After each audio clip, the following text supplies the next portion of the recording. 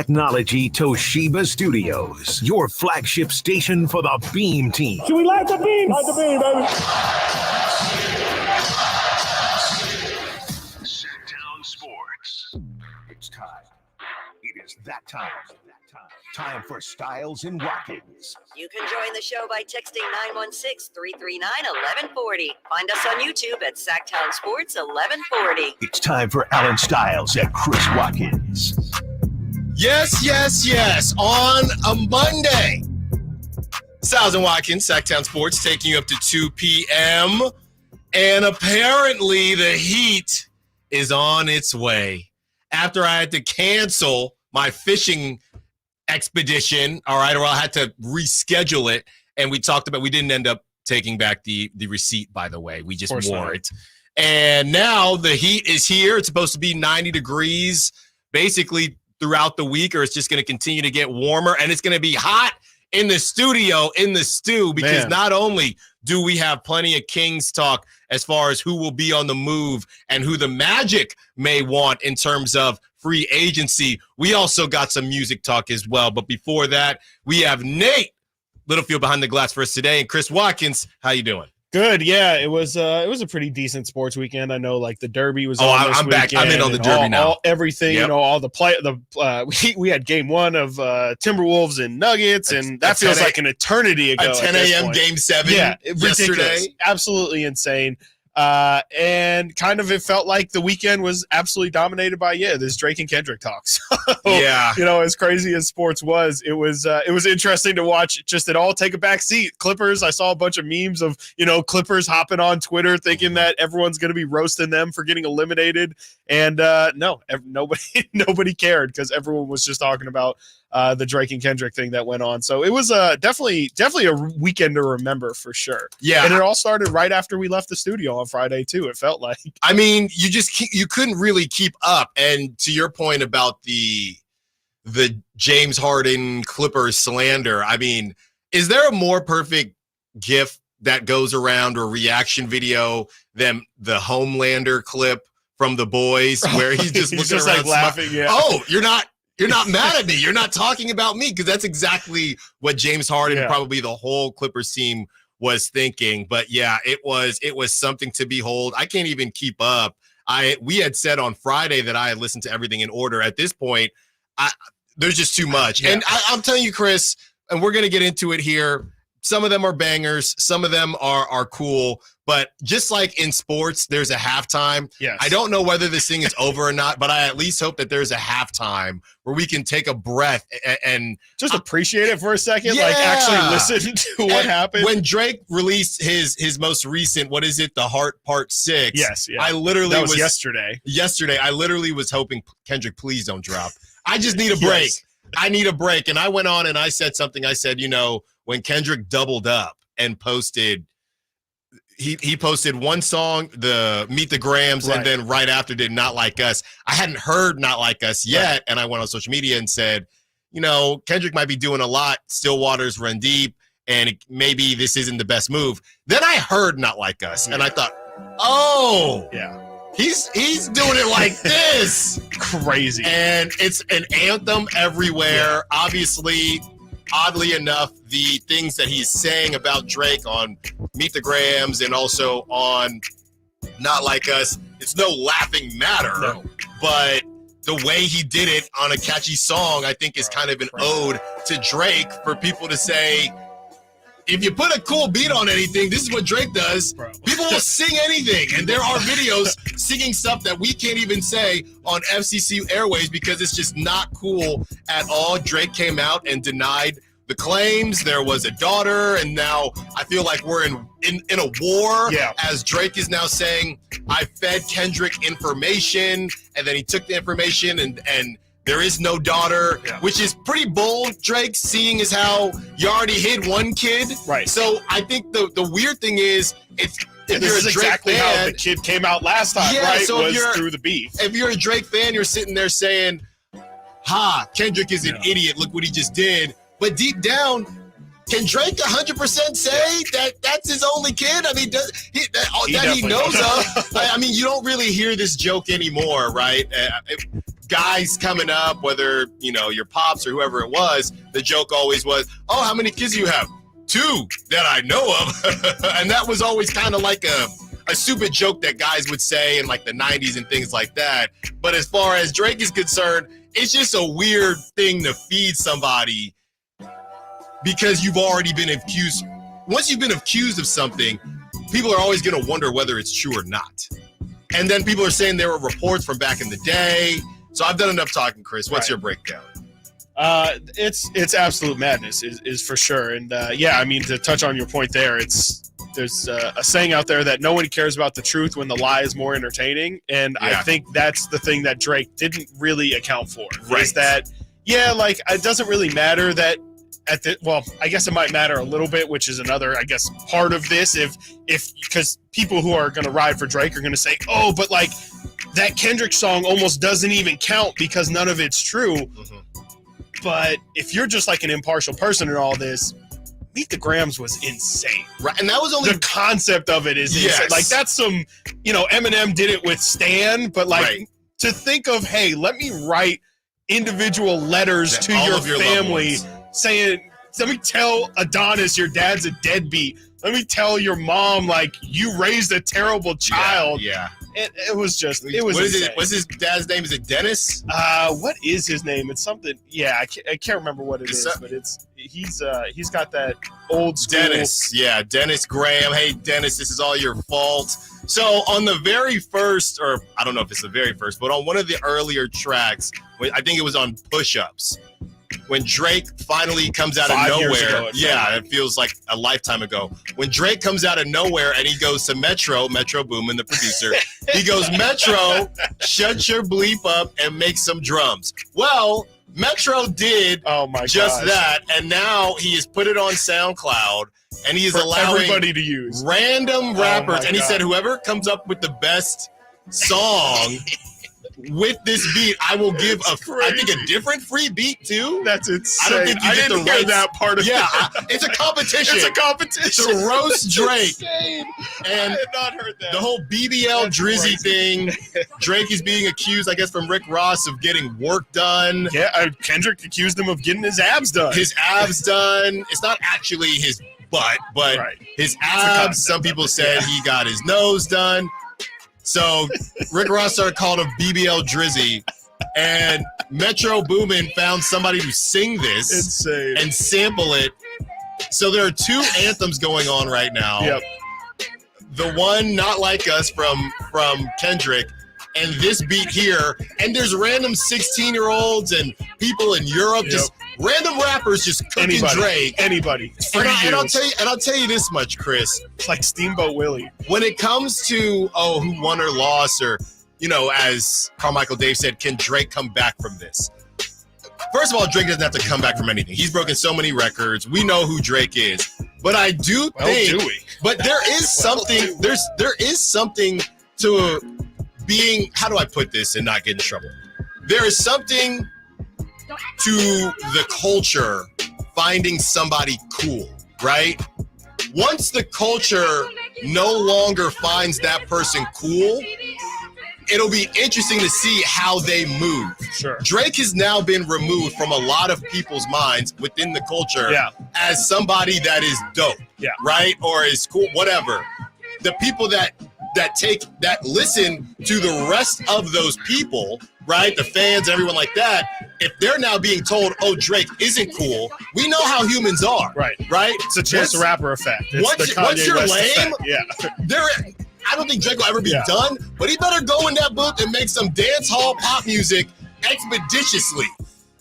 Is Drake already at the level, though, to where it doesn't, like, he's got a big enough fan base? We're going to find out. I think we're going to find out. We're going to find out. To the Kanye point, what you just explained is pretty much what Kanye West is going. Like, Kanye dropped a diss on Friday night. Yeah. And nobody cared. He made a Like That remix. Right. Nobody cared. Nobody checked on it. He was like, I think even in the beginning of the song, he's like, Kendrick, I got you. And then nobody talked about it. And so to your point, it's going to be interesting to see if he's kind of moved out of that upper, all of this started by, Big Three and it not being a Big Three. It's just Big Me and Kendrick. And we'll see if if there's been some shifting amongst the top, because another part of this too is our man Cole. The memes have already started. It started with Jonte Porter, with people saying, "Hey, when I post this, just know I'm betting on myself." Right now, it's if I'm posting a picture of Cole, just know I'm making a sound business decision. I am out. And so, it's just interesting to see where all of this is going to shake out at the end of this. And I don't know if we're going to find out this summer, if it's going to be a thing where we find out as these guys drop music, if the attention, if the popularity is still there. But it's definitely been one of the craziest weekends I can definitely remember from a music side. I mean, the fact that we got 4 or 5 Kendrick Lamar songs in a weekend. Shout out to both of them. You can make an album. They're laughing to the bank about all. They're crying to the bank about all. Right. This. You can make an album out of what they did, and they probably will, and you can combine them or listen to them in order, whatever it is. All right. So final answer. If it's done, obviously, technically, I guess the ball is in Kendrick's court, even though he dropped. What did he dropped 2 in a row, then answered Drake immediately, then dropped another one. So probably has one cooked up. Somehow it's 6-6, or both parties have dropped the same amount. Really? I'm not really sure. I saw somebody put that, and it probably depends where you count. Like the start is, and all and I think someone included first person, right? Exactly, and all that stuff. All right, but as of right now, who do you have? Would you say in the lead, or who do you have winning if it's over? I think the court of public opinion is leaning towards Kendrick by far. Like I think that the only thing that Drake has to save not his reputation, but his standing in this is that he fed Kendrick false information possibly. And if you think that that's a win in itself, then you probably think the race is a little bit closer. But if we're just going off the music itself, it feels like Kendrick in a 10-8 round, if you will. It feels like Kendrick. I think the Not Like Us was probably the most important, because it was Kendrick saying, it's the equivalent of saying everyone can do what you do, but you can't do what I do. I can hop on dance records and make club bangers, but you can't get to me lyrically, Drake. We haven't even talked too about like the album covers of all the Kendrick doxed this man. He put his address to the public, and like if you go on Google Maps, it says owned by Kendrick. Right. It's insane. This man manipulated Google Maps. The Crush minivan was pretty. It was a good video. That was probably the best. It was a good one. It was a good one to play on Kendrick's album cover, Good Kid, Mad City. And we forgot about it. Yeah, and we forgot about it because Kendrick said, here go 2 more for y'all. He went to the restaurant too. And that restaurant, and then Drake went back to the restaurant. The big winner in this is that restaurant in Toronto. Instead of catching strays, they're just everyone's getting paid out on the side. Exactly.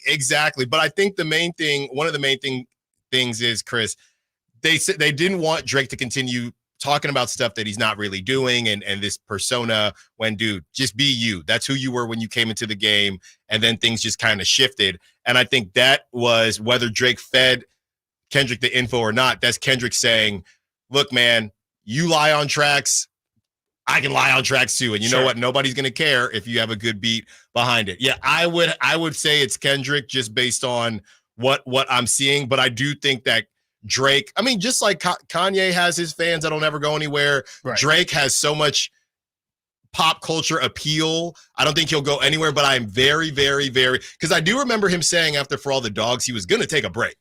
So he was supposed to take a break, but I feel like he's either going to sit on it and come out of nowhere. But yeah, we'll know how much damage was actually done when Drake drops his typical radio hit and we see what those numbers do. All right, that was fun.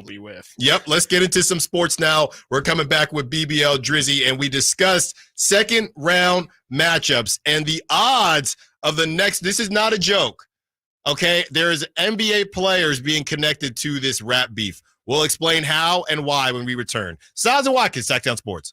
On the move? Got somewhere to be? Take Sacramento Kings basketball with you. The Sacktown Sports app will let you stay connected to your passion. Never miss a moment of Sacramento Kings basketball with the Sacktown Sports app. Hey, it's Carmichael Dave for my good friends at American Energy. Now, I've told you this before, but this is what we call extending a good deal. Right now, American Energy Heat and Air is offering an HVAC diagnostic for $99. Oh, wait, I'm sorry. Never mind. They're offering it free. It's a $99 value, but you get it for $0. Let the American Energy team test your system connections and all the moving parts of that system to ensure that it's functioning properly. Now, this is a limited time offer. Call today to schedule your appointment at 916-520-9990. Speak to the company that has an A-plus rating with the Better Business Bureau that's been making the greater Sacramento area proud since 1981. 916-520-9990 or AmericanEnergyAir.com. Tell them Carmichael Dave sent you. Call 916-520-9990 now. This segment is brought to you by Kia Vacaville. Check them out at KiaVacaville.com.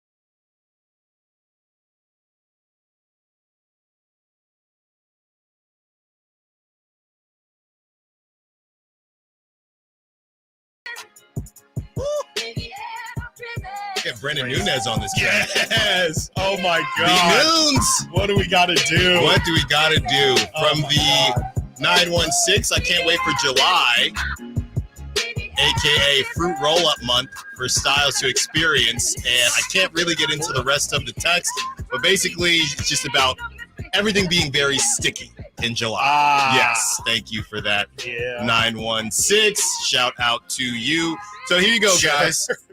From Bovada, they have odds for the next, I guess if the beef isn't over, the next NBA player mentioned in a new Drake or Kendrick song. I haven't really even heard that. There's been so much, honestly. I Yeah. probably missed some stuff. But here are the Kendrick odds. mentioned John Stockton. Yeah, but I think he was alluding to Yes. somebody else. Yes. Well, that person is not on the list. And he's It's not a pretty on Instagram It's a with pretty Drake anymore. It's a pretty random list. Do you want to guess who has the shortest odds? Sure. Yeah. I'm trying to can you give me a hint of, is there any relation or reason why you think this person would be the shortest odds? Okay. I mean, he's been brought up before. He has a connection. He has a famous line after a game. Okay. With one, it's clearly with Drake. It wouldn't be Kendrick. Famous line after a game, and Drake was there. Okay. That's a pretty good. It's random, but it's a pretty good. Well, whoever these guys are, they're probably just like, please leave me out of it. Please don't mention my This name. person would probably like it. That's another. Okay, so not Steph, not Kawhi, Who? not DeRozan, right? Is it Lillard? Nope. Dame? Okay, maybe. Okay. Is it Kyle Lowry? You guys are going to be upset because it's so obvious. You said Drake was in the building? Drake was in the building, and this person balled out. And that's really all I can say without giving it away. Oh, I know. I know what it is. Well, say it. Kevin Durant. That's right. I don't give a damn about no Drake night. Kevin Durant has the shortest odds. Oddly enough, Nate, Kawhi Leonard has the second shortest odds. Oh, Toronto, maybe? Maybe. And it gets even odder after this. Silent like Kawhi. Jokic third. Yeah, we could say, Jokic what would the third? lines be? Yeah. I changed the game like Jokic. Yeah. I would, if Kendrick dropped a song Silent like Kawhi, would be another diss. I'll just keep going here. Luka's fourth. Okay. No. Wow. Giannis is fifth. No. This one's weird. I mean, I guess Toronto again. Kyle Lowry is sixth. Oh, BBL. Oh, that's right. Too thick. Jason Tatum after that. After all that. Shea Gilgeous-Alexander after that. They're not going to know these guys. No De'Aaron Fox. No Sabonis. No. I would love to see someone rhyme Giannis's name, though. Like, what are you going to... Lil Wayne tried to once. Yeah. Westbrook after that. DeRozan. then Paul George, then Joel Embiid, and then last but not least, random. Lou Williams. I feel like DeRozan's a big mistake because isn't he from? Instead of raising your kid, you with Lou Williams eating lemon pepper. You with Lou Williams? Because he likes the lemon pepper, in Atlanta. No, I don't. That's all I can say. Yeah. Who was the last one you said? Lou Williams. Lou Will? Yeah, that doesn't make any sense. Atlanta. Yeah, there's no connection. And that's the end of the list, by the way. I'm on Bavard. You said DeMar DeRozan? That's right. There's a Compton connection there. Yeah, that's true. Yeah. But Drake wouldn't mention. I would, Is this to mention Drake or just mentioned in the either one? Huh. I'm surprised no Luka no is old school random players. Luka's super random. Like who? I don't even know which one would be more like. I guess maybe Drake, but I don't know which one. But I feel like it could be like Kendrick. Maybe Kendrick would say Luka's your favorite player or something. Yep. I don't know. Also, like what's rhyming with? Because that's what I thought about Jokic. Where receiver, Puka, favorite player in the NBA, Luka.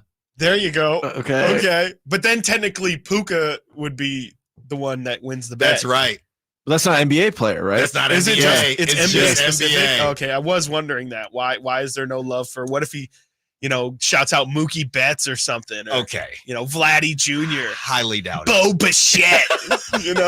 I was thinking about that, how Drake is a front runner, and the 1 year with Bautista, when Drake was a Blue Jays fan, and then then Blue Jays fell off, and he's probably been waiting because they got the young studs to show back up to something, but Drake has not. Yeah, no, Drake has not been at a Blue Jays game since that game. Other Blue Jays, I don't know any other Blue Jays anymore. Kevin Biggio. Yeah, Kevin Biggio. Yeah. It's a lot of Nepo babies over there. Oh, that's a Nepo team. Kevin Gosman. Yeah. With Kevin C? Gosman's His name's Kevin. Cavan. Yeah. Doing too much. Okay. Craig and Kevin. Springer what do you still mean? There? No. Springer is there. He's still there. Yeah. Mm-hmm. Springer Dinger. And then with the back-to-back, he made that artwork too, wasn't it? And that was the last time he cared about the Blue Jays. Yeah, he has not mentioned the Blue Jays. But let them start winning. He's probably just been waiting for them to start winning. How they're doing. How are they doing? How they're doing? I mean, they've made the playoffs. How they're doing. How they're doing is they're not doing. They're not doing what they're doing. They were the team that I was going to try and hitch my wagon to when I was like really trying to get back. We all wanted to. I was like, Vladdy, give me Biggio, give me Bichette. Mm-hmm. I'm locked and loaded, and they have been incredibly disappointing. Not fun to watch at all. They have. Shohei almost went there though. Shohei did. They are currently last in the AL East. Okay, 16 and 19. Division, Real quick, I think a tough division. You got to give a shout out. The Sack Chat's going crazy with all, they're loving with that Kyle Balls. Lowry thing. Beeman thinks they're gonna have a celebrity boxing match before the end of the year. That's a great call. Yes, I got Drake in that though. Yeah, I mean they're not testing, back. Right? They're not testing because Drake is not they're testing for BBLs. Mm-hmm. I don't know if that would be sanctioned. Thicker than a Snicker from Amid Rock. Yes, he is. Do we think that Drake is actually lying or telling about what? About the moles? Oh, I think I want there should be some type of screenshots. At this point, I think you said it earlier too. Like we're at the point where we need receipts. Yeah, I could believe that. But again, to me, that's a cool, smart thing for Drake to do. But what does it have to do with the music? Yeah. Right? Oh, because I was a deadbeat to my kid, I could probably convince them that I'd be a deadbeat again. Yes, what? Exactly. What? Oh, yeah. Yeah. Because I have some congrats. questionable things out there with some underage people. Yeah, that they'll believe that too. Like, but I do think that there are reports of Drake having a daughter, and it was 11 years ago. I mean, there's so much information going around. He tweeted baby girl. Yeah. Just insane. So there's that whole thing. But even if he did, there's probably a screenshot of somebody reaching out to Kendrick's camp saying, you know what, bleep Drake, I've been waiting for this. Well, and I guess the album art that Kendrick used for somebody said it was meant to be Drake's dad's luggage that got lost somewhere, and it had like Drake's Ozempic in there. But this is what Drake. This is what you do if you feel like you can't beat them straight up. Sure. To me, some would say this is chestnut checkers, though. Sure. You know, is that worthy? Does it take away, because Kendrick said stuff that was bad info, I guess, does it invalidate everything? Because the question is, how true rap has never had to be true. Ever. No, that's kind of the whole thing. So it's a bunch of where Drake is saying, I win off a tech. That's a very Drake thing to do. I win off a technicality because you didn't fact check your work. What? You need an MLA format too, Drake? What are we talking about? You need to cite your sources? Give me a break. All right, when we return, second round matchups, and Craig Carton is doing the same thing that everybody does, talking about markets. But how much do markets still matter in this day and age of social media when it comes to becoming a star? Stiles and Watkins, Sacktown Sports. The NFL's leading rusher plays here. The handoff to McCaffrey, walks in the end zone. Handoff to McCaffrey, takes it right down to the goal line. He does. Goes in motion right, backwards pass led by Juszczyk, a block there. Hurdles a man, 10-5, touchdown! CMC! You can hear all of Christian McCaffrey's touchdowns on your home for 49ers football. Sacktown Sports. Saving for retirement was tough enough for us. Yes, and navigating markets can be challenging at times. I understand. That's why at Fisher Investments, we take a disciplined approach with your investments. Tell us more about that. We take an active approach to money management, positioning your portfolio for opportunities we see ahead. So all your clients get the same portfolio? No, we tailor your portfolio to your individual goals and needs. What about communication? We don't like being left in the dark. We check in regularly to keep you informed on the markets and your portfolio. Which means you'll help us stay on track. Yes, our goal is your comfortable retirement. And as a fiduciary, we always put your interests first, because we do better when you do better. At Fisher Investments, we're clearly different. Learn more at FisherInvestments.com. Investing in securities involves the risk of loss. At Ashton & Price, over the last 25 years, we've won just about every injury case you can think of. Slip and fall, falling merchandise, fell through rotted decking, we won those. Dangerous stairs, falls into holes, dog bites, won them. Injured while pedestrian or on a bicycle, auto, motorcycle, big rig, company vehicle, Uber, or Lyft accident, we've won them all. And the best news is there's no fee until you win. So no matter how you got injured, remember, for the best advice, don't think twice. Call Ashton & Price. Contact tax relief helpers for details and restrictions. Attention anyone that owes money to the IRS. The IRS has restarted aggressive enforcement actions against taxpayers who owe back taxes that were temporarily suspended for COVID. If you owe $10,000 or more, you must hear this, because now is the time to clear your IRS tax debt. A special toll-free number has been established so you can stop penalty fees, avoid liens, levies, and other hostile measures by the IRS. Call tax relief helpers right now at 800-934-9217. Tax relief helpers will provide you with the maximum protection afforded by law. I got behind on my taxes and owed $48,000. I didn't know what to do. I called and they got my bill lowered to just $3,500. I owed $87,000 in taxes and it was scary. I got the amount I owed down to just $3,500. I saved $83,500. If you owe money to the IRS, don't wait another day. Call 800-934-9217 right now before the IRS enforces liens, levies, and other aggressive measures. The call and consult are absolutely free. Call now. Call 800-934-9217. 800-934-9217. 800-934-9217.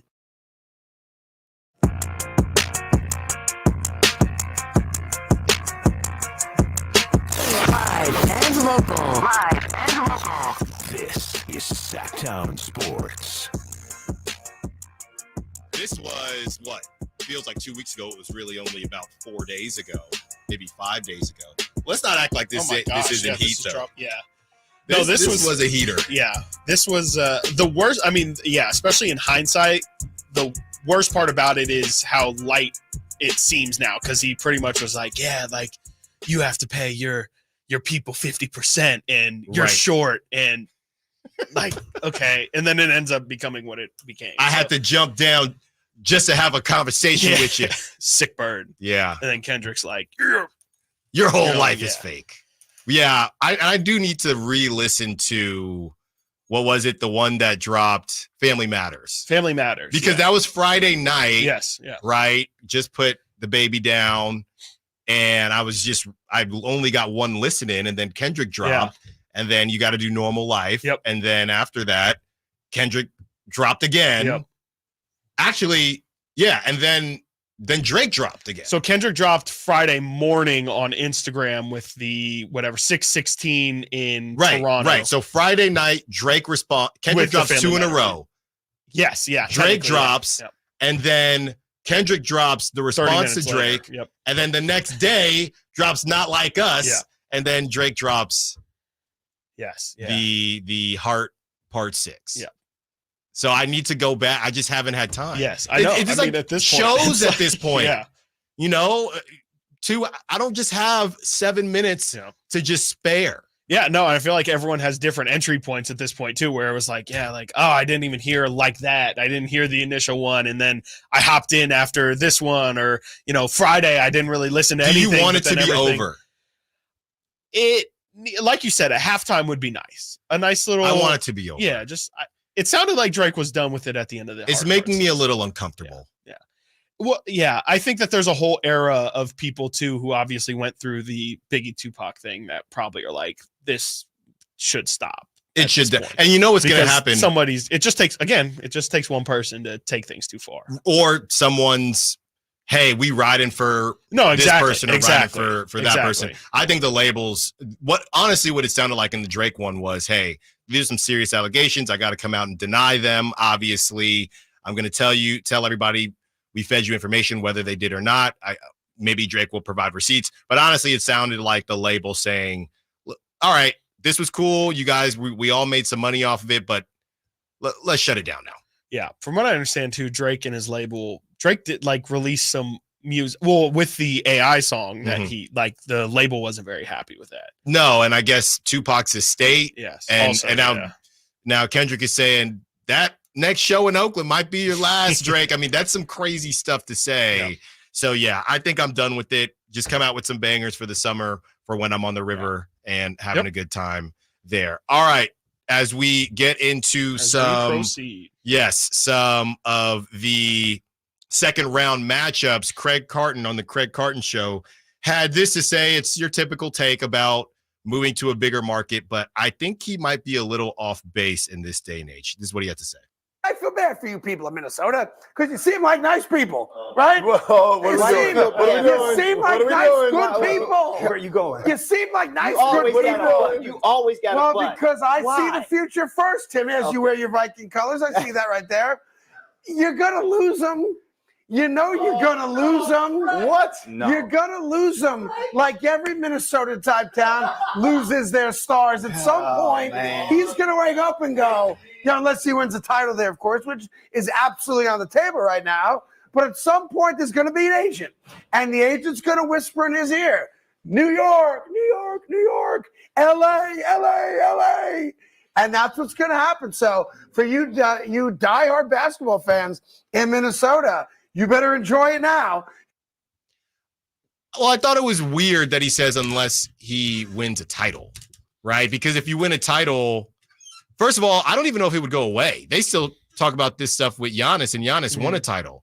So I don't think it would go away, but I also just don't know. And maybe, Chris, maybe I'm just a little blind to it, but you know me, I'm the same person with when the Knicks are good, it's good for basketball. Says who? I think, and part of it maybe just our age, right? And why we don't make that same connection as, the NBA was just completely different when the Knicks were good. I just don't have that. And I also feel like it gets overused with certain teams. Football's better when the Raiders are good. Sure.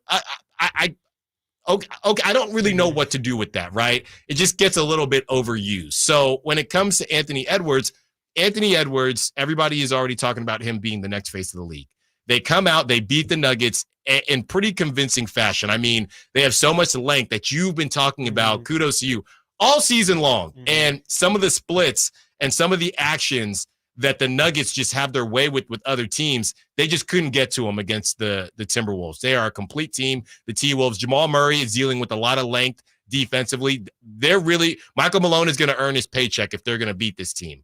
So now all of a sudden, Craig Carton and other people are already talking about Anthony Edwards is going to want to leave. Well, he was in a Netflix movie with Adam Sandler before he even won anything. Yeah. Okay, what was his name? Kermit. His name was legitimately Kermit. Yeah. He was the the bad guy, if you will, and everybody loved him. So he's already been in movies. And I don't know, Chris, I'm just to the point where it's not about market, it's just about the person. Okay. If Malik Monk continues on this trajectory, do you get to a certain level of stardom and you decide, you know what, I have to go to LA now? Because I think in this day and age, with social media, with your ability to self-start, now there could be something about the podcast. And if you want to have a podcast, sure, how many people are flying out to Minnesota versus in LA? I get all that. Shout out Paul George. I get all that, but I don't know how important it is. I think and I do think a lot of people or a lot of players do want to be known as one team players. You know, I blew up Minnesota and now look at it. Now people want to come to Minnesota. Tyrese Halliburton, he got traded. Now people want to come to Indiana. Giannis got Dame. It was a trade, but we got Dame to come to Milwaukee. So I just don't know. I just think and Craig Carton's been around for a long time. And I do think that some people are still stuck in that mindset of, hey, if you want to get to the next level, like who's more well-known right now? Anthony Edwards or Anthony Davis? Anthony Davis. But who's a hotter name? Like who's more currently relevant? Yes. Anthony Edwards, sure. I mean, you can disagree if you want. I think that Anthony Davis, first of all, he's been around longer. I guess my point is Anthony Davis won a championship in LA. And I don't even know if I've seen Anthony Davis in commercials. Yeah. I don't know what going to LA actually did for Anthony Davis's brand. I think it helped him a little bit. I mean, just in terms of being a Laker versus if he were still on the Pelicans, I think there would be a pretty big gap. I think it just for Anthony Edwards kind of depends on how big of a star he wants to get, because like you were saying, like in today's day and age of social media, it doesn't even have to be specifically with basketball, but like look at something like the Joe Rogan podcast. I guess we'll just use something completely different where history would tell you have to be in New York or like you were saying, LA to do a podcast like that. But in today's day and age, like it doesn't really matter. He can get guests to come out to Texas, all that stuff. And the bigger point is, if Anthony Edwards is a freakish once in a lifetime star, people will find him. People will figure him out. But if he goes to New York and LA, that's how you become just more of a pop culture figure. So if he wants to be somebody I don't think it has to be that way. But I think it takes you to another level.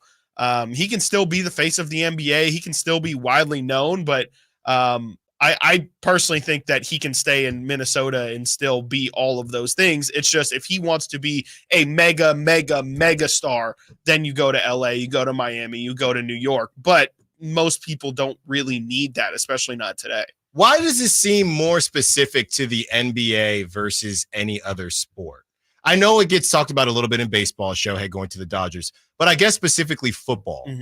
Is it just because there's less player control? Yeah. Why don't we talk about this in football? Yeah, I would think it's just like Mahomes needs to go to the Rams. Well, nobody ever says like, oh, don't go to the Packers. The Packers don't usually do great in free agency, but nobody's ever saying, oh yeah, Aaron Rodgers has to get out of Green Bay in order to become a real star in the league. Maybe it's because Green Bay is a legacy franchise, but I would think it's just the brands are bigger. Like in basketball, it's about the individuals. In football, I don't know if people will ever be bigger than the Cowboys or bigger than the Niners. Even the Niners have had some great players. I don't know if any of them shine brighter than the brand itself. So I think it might just be that football itself is such a big, huge thing that you can thrive anywhere. And that's credit to the NFL. They've made sure that their markets are individually brand creators. It's a great point. All right. When we return, let's get the names coming in. Okay. Biggest NBA star from a quote unquote small market. And really there's only two big markets, right? LA or New York. Miami, Chicago. We'll talk about it. Stiles and Watkins, Sacktown Sports. Our first year as the radio home of the San Francisco 49ers is one we will never forget. And Logan Ryan picks him up. Looks like they're playing man. Laporte is over there as well. It's 5 out. It's empty on 4th down. Goff back. Not going to get out to his right, being chased, throws, and it is incomplete. The 49ers take over on 4th down again. Congratulations to the 49ers on a terrific year. And thank you for so many wonderful memories. I didn't ask to be thrown in the streets with nowhere to go. I didn't think I'd survive. But I did ask for help, and Covenant House was there for me. 1 in 10 young adults will experience a form of homelessness this year. For these kids who didn't ask to be put in this unthinkable situation, Covenant House is there. Covenant House helped me break the cycle of homelessness in my family. They gave me the love that I needed. Over 2,000 young people will sleep safely in a Covenant House bed tonight. When youth who are experiencing homelessness have a hot meal, a safe place to sleep, medical care, and love, they can overcome heartbreaking challenges and have a brighter future. They just really genuinely just wanted to help me succeed, and I'm succeeding. I'm a speaker, I'm an author. Covenant House really helped me and really helped mold me into the woman I am today. If you or someone you love is asking for help, go to safeplacetosleep.org today. Hi, everyone. It's Emran Pilati, host of the True Sports Card Show here on Sacktown Sports 1140 every Saturday at 10 a.m. Would you like a chance to meet Ricky Henderson, Dennis Rodman, Johnny Manziel, Randy Johnson, Frank Thomas, Vlad Guerrero Sr., Dave Stewart, and our favorite Malik Monk, and meet over 90 sports card dealers all in one weekend? This is your chance to do it on May 17th through the 19th at the Roseville Fairgrounds at the Sacramento Autograph Expo. You can get all the information about the show on our website at sacautographexpo.com. That's sacautographexpo.com. When you take the time to shop at Folsom Lake Honda, there's one thing you'll always find: happy people ready to serve you. As a family-owned and operated dealership since 2009, customer service is our #1 priority. Our customers love doing business with us, and you will too. Looking to own or lease? During the spring sales event, drive a brand new Accord or Civic. Visit us today at FolsomLakeHonda.com, your one-stop Honda shop. Folsom Lake Honda, yeah, your one-stop Honda shop. Are you a victim of the timeshare trap and think there's no way out? I'm Chuck McDowell, founder of Wesley Financial Group, the original timeshare cancellation expert. And I'm here to tell you that there is a way out. All you need to do is give my office a call. I will send you a timeshare exit information kit absolutely free, explaining how the timeshare industry works and your options for cancellation. Call Wesley now for your free info kit. 800-881-4242. That's 800-881-4242. With Progressive, you get more than savings. You get access to us through our mobile app, online chat, or by phone. Oh, I see what you're doing here, Jamie. Giving me all these ways to stay in touch so I have no excuse not to. Well, you're in luck, because this guy's in the market for a new BFF. Actually, all our customers can contact us this way. Oh, yeah, no, I was just kidding. But I am always up for Taco Pizza! Jigsaw! Get help from Progressive through the website, app, chat, or phone. Progressive Casualty Insurance Company and Affiliates. Country in the Park is back May 17th and 18th at Cal Expo with Brantley Gilbert, Dustin Lynch, Jay Cohen, Walker Hayes, and more. Tickets start at just $46. Country in the Park, May 17th and 18th at Cal Expo. For more information, visit CITPFest.com. Brought to you by Kids Care Dental and Orthodontics, the Hot Tub Store, and Kettleman's. Guys, are you ready to give up because you think you've tried everything and you're still dealing with loss of energy, poor sleep, weight gain, and even ED? Revive Men's Health Sacramento has local medical providers that offer low T and ED treatments customized to each patient's unique physical makeup. By working with a specialized compounding lab, personalized treatments are guaranteed, even when generic pills and supplements haven't worked. It all starts with your free comprehensive exam and consultation. Availability is limited. Book today, and for this month only, Revive offers qualified patients a free 1-month supply of personalized ED medication, plus a free ED treatment producing immediate results. The experts at Revive Men's Health Sacramento will work to provide the right treatment for you so you can show up as the best you in all aspects of your life. Call 916-365-4566. That's 916-365-4566. Or send them a private message at revivemenshealth.com.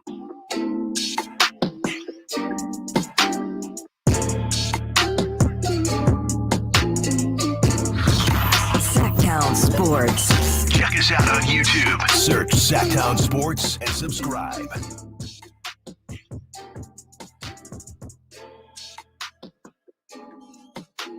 Ask asking the question, who's the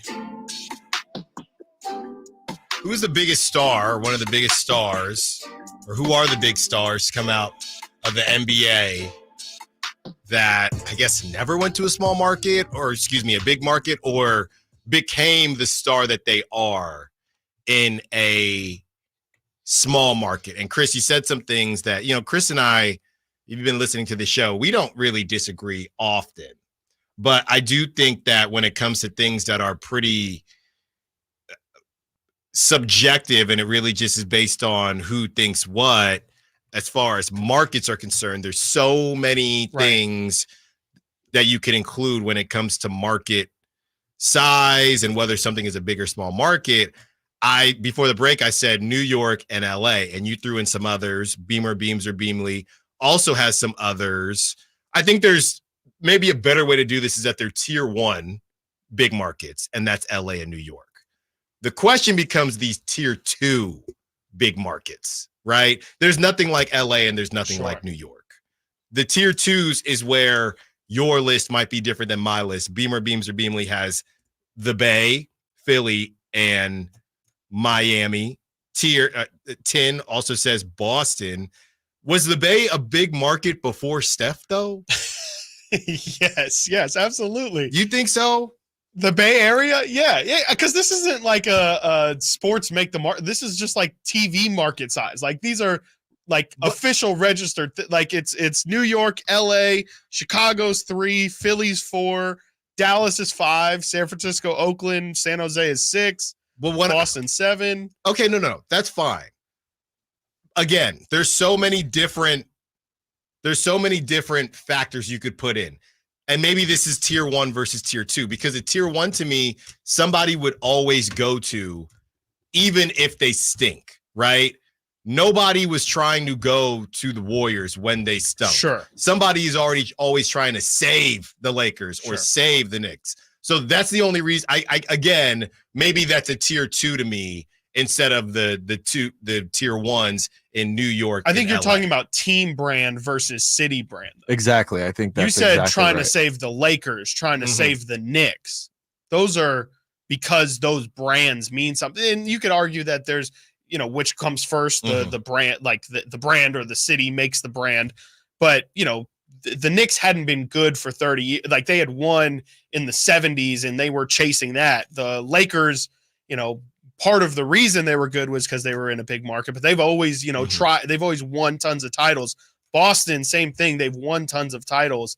Miami, they didn't have a big legacy, but LeBron still wanted to go play in Miami. So I would consider Miami a destination place. But this is why this is a perfect summer conversation, because was it Miami or was it D Wade?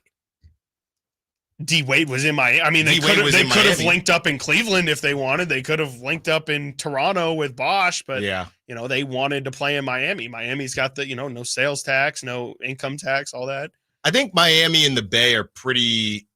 I think they're on the same wave to me. Sure. Where they're not perennially a tier 1 big market, but they're always going to be in the conversation. I just don't know how much the Bay was in the conversation before Steph, though, before they were good. The Warriors weren't, but the Bay Area always has been. The Bay Area is, especially, since are we still talking Silicon sports? Valley and all that stuff. Are we still talking sports or just in general? I think isn't that the thing, is that we're talking about how the city affects the city is the market. The market is because of how big the city is, regardless of sports. Yeah, I'm going through my mind, and I've lived in the Bay. I just don't know how much, how people outside of California and outside of the Bay Area believe the Bay to be, I guess, I would love to go to the Bay. I know it has the weather. I think it changed in the last like 3 or couple years. Yeah. But I think before, when the Giants were popping off and, the Warriors were in the beginning of their, and obviously it all ties in with the Silicon Valley money. I think the Bay Area was undoubtedly like the most popping spot maybe in the country for a couple of years there, for sure. Yeah. Yeah, because the whole thing with Giannis was, if the Warriors can get Gian, and Giannis is coming from Milwaukee, so most cities are going to be considered bigger. But when Steph retires, then it'll be Giannis's team, and then it becomes, well, there's just a lot that goes into it with the history, right, and things like that. And when you're currently, if you haven't already had, if you are in the glory days, and it's really just specific to, I guess, the Warriors and the Nuggets, how does his quote unquote history get viewed when your history is still being made? So when Giannis or whoever is to go to the Warriors after Steph is done, we just have a history of winning. Now you do, but historically you don't. It's the opposite of the Lakers and the Knicks, who historically they do, but recently they don't. Sure. So I don't really know, to bring this back to Anthony Edwards. If I'll put it to you like this, if Steph retires, or if Steph goes on and Anthony Edwards becomes or Anthony Edwards is up for an extension, Craig Carton and whoever it is, they're never going to talk about Miami and the Bay the same way they talk about New York and LA as far as a place to go next. I think Golden State might be on that level. Now that when you put it like that, I feel like, because you even said it, like people say, I want to bring the Knicks back. I want to be the Lakers back. I think that the Warriors might have, especially with, Chase Center being in San Francisco now, right on the water, all that stuff. Like that's still, that's an organization that's operating at the highest cap number right now. So I would think that there's going to, if Steph moves on, they're probably going to move into the who's going to save the Warriors conversation. Right. Who's going to be we saw how invigorated that fan base got when Steph was the guy. Imagine what it would be like when player X is that person. And you still have all the, you'll still have all the tentacles that people will talk about, the tech money and all this stuff, even though it's not as much as what it was maybe in its prime. But I still think the Bay is in that conversation. I just think we haven't gotten to the point where we've moved past it, and so people think it's something that needs to be retained. There was a lot going on, and this is a little bit before our time, and we can, try to do the homework on this. But what about the talks on Michael Jordan, right? And Chicago, I would put in the same conversation as the Bay and Miami, is a tier 2, whatever you want to call it. Chicago is very confusing to me as a market. But was there conversation? After Mike won the first or the second, Michael Jordan needs to go to LA. It feels like maybe because there was less competition with other players and the NFL. Where was this for Michael Jordan? He spent his whole time in Chicago. Well, I'm looking at it here. Chicago is the third most populous city in the United States behind New York City and Los Angeles. So it's like Chicago is still a very, very populated, like very poppin' area. Yeah. I think that there's just not a lot of places where ultimately the team doesn't matter, though. I feel like Chicago has been in different conversations, and yeah, they've gotten some pieces, but again, Anthony Edwards is not going to leave Minnesota for Chicago. I feel like maybe the conversation is, has the NBA reached the level that the NFL, that we said the NFL is at, where the NBA is now in a point where it does the market itself. And obviously the players are still going to be bigger than the brands, but is the league big enough to where it can produce these stars and it doesn't matter where they're at? Yes. Or me just being tired of the defaults, right? LA and New York. What you said is exactly true, right?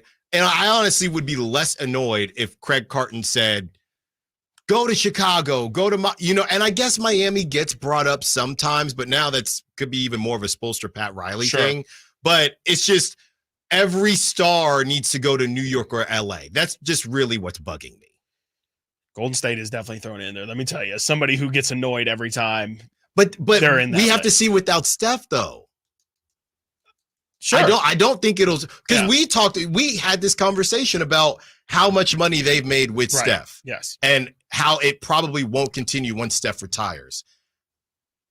At this clip, I think I think that Golden State without Steph is not going to be in the everyday conversations of definitely you got to get to a big mark. It's just going to be in that tier 2. Sure. Now how many guys stay in the tier 2 situations? You have D-Wade. I mean, he left after he was kind of washed up. And then, you know what? You have Philly. We have Philly, who, I mean, they got overrun by the Knicks. So I don't know where to put Philly. But they're a great sports town. Yeah. No, and it's up there in terms of population, too. I would say Philly's up there. They're probably more of the tier 2. I would say Philly's more of a tier 2 than San Francisco is. But it's neither here nor there. Yeah. Ultimately, this conversation is always going to happen. I just don't think that it necessarily needs to happen in this day and age. All right, when we return, continuing the conversation, we break down the second round matchups, and we also discuss a piece that I put out on sacktownsports.com about the A's permanently staying at Sutter Health Park. How realistic is it? Stiles and Watkins, Sacktown Sports. Did you miss any part of our live local shows? Don't worry, you never have to miss them again. Check out sacktownsports.com and search our podcast page and play our shows when you want. The Carmichael Dave Show with Jason Ross, Stiles and Watkins, and the Drive Guys. Plus, other podcasts like Return of the Empire, Return of the Roar, the Stingers Up podcast, and Golf to Go with Frank LaRosa. They're all available right now on sacktownsports.com. Hey, it's Carmichael Dave inviting you to make the switch to electric this spring and save big with American Energy. Stay ahead of those spiking energy bills this summer with up to $9,000 in rebates on a new ultra-high efficiency comfort system. American Energy is providing huge rebates from SMUD as well as spring specials by installing one of many incredibly efficient AC options available to you right now. Get rid of those fluctuating gas bills in the winter and switch to year-round all-electric with American Energy. Let them perform a free in-home energy efficiency analysis and see where they can help you save for the warmer months ahead. These guys are the best. Been serving the greater Sacramento area since 1981. A+ from the Better Business Bureau. Learn more by calling 916-520-9990. That's 916-520-9990. Call 916-520-9990 now. Are you stressing about your IRS tax problems? Have you received notices from the IRS threatening to garnish your wages, levy your bank accounts, or seize your property? You need an ally. Allies Tax Relief has tax attorneys and enrolled agents that are ready to fight for you. They have saved millions for taxpayers just like you. Allies Tax Relief can help put a stop to IRS collections and, most importantly, negotiate your tax debt. Here's Brenda, a happy client of Allies Tax Relief.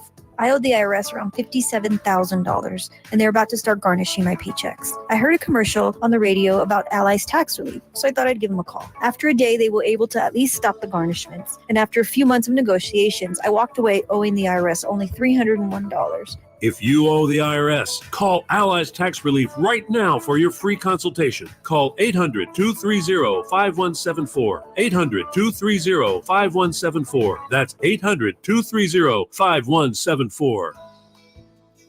The Amish have a reputation for craftsmanship, determination, and quality. Hi, this is Frank LaRosa with a word about Naturewood Home Furnishings. You know, those virtues sound quite similar to the Keys family and the day-to-day values on display at Naturewood. The Amish furniture craftsmanship begins with the finest hardwood, shaping and molding the raw materials into one-of-a-kind art. In addition to the classic styles long sought and revered by discriminating furniture lovers, Naturewood Home Furnishings offers a vast selection that includes transitional, modern, farmhouse, arts and crafts, and other stunning styles, all available in the ultimate Amish standard of excellence built over centuries. Let the Naturewood team guide you through their selection of Amish furniture that will be with you forever. Naturewood Home Furnishings, off Highway 50 at Hazel. Look for the water wheel. Kevin Lewis with National Garage Door, reminding you that in Sacramento, National Garage Door is the king of garage doors. We service, sell, and install garage doors and openers. Call us today for your basketball special. A new 16x7 Rainier garage door with installation and a belt drive opener for only $24.49 installed. Give us a call today, 916-638-4554. 638-4554 National Garage Door. Contact Tax Relief Helpers for details and restrictions. Attention anyone that owes money to the IRS. The IRS has restarted aggressive enforcement actions against taxpayers who owe back taxes that were temporarily suspended for COVID. If you owe $10,000 or more, you must hear this because now is the time to clear your IRS tax debt. A special toll-free number has been established so you can stop penalty fees, avoid liens, levies, and other hostile measures by the IRS. Call Tax Relief Helpers right now at 800-934-9217. Tax Relief Helpers will provide you with the maximum protection afforded by law. I got behind on my taxes and owed $48,000. I didn't know what to do. I called and they got my bill lowered to just $3,500. I owed $87,000 in taxes, and it was scary. I got the amount I owed down to just $3,500. I saved $83,500. If you owe money to the IRS, don't wait another day. Call 800-934-9217 right now before the IRS enforces liens, levies, and other aggressive measures. The call and consult are absolutely free. Call now. Call 800-934-9217. 800-934-9217. 800-934-9217. It's been said an ounce of prevention is worth a pound of cure. And when it comes to a nice, cool summer, it's so true. Right now, get a complete air conditioner tune-up for just $59. Bonnie, plumbing, sewer, electrical, heating, and air. Bonnie.com. Some restrictions apply. License 696-355. From the Power Business Technology Toshiba Studios. KHTK-AM Sacramento. KYMX HD2 Sacramento. Sacramento's official home for the San Francisco 49ers. Touchdown! San Francisco! Sacktown Sports.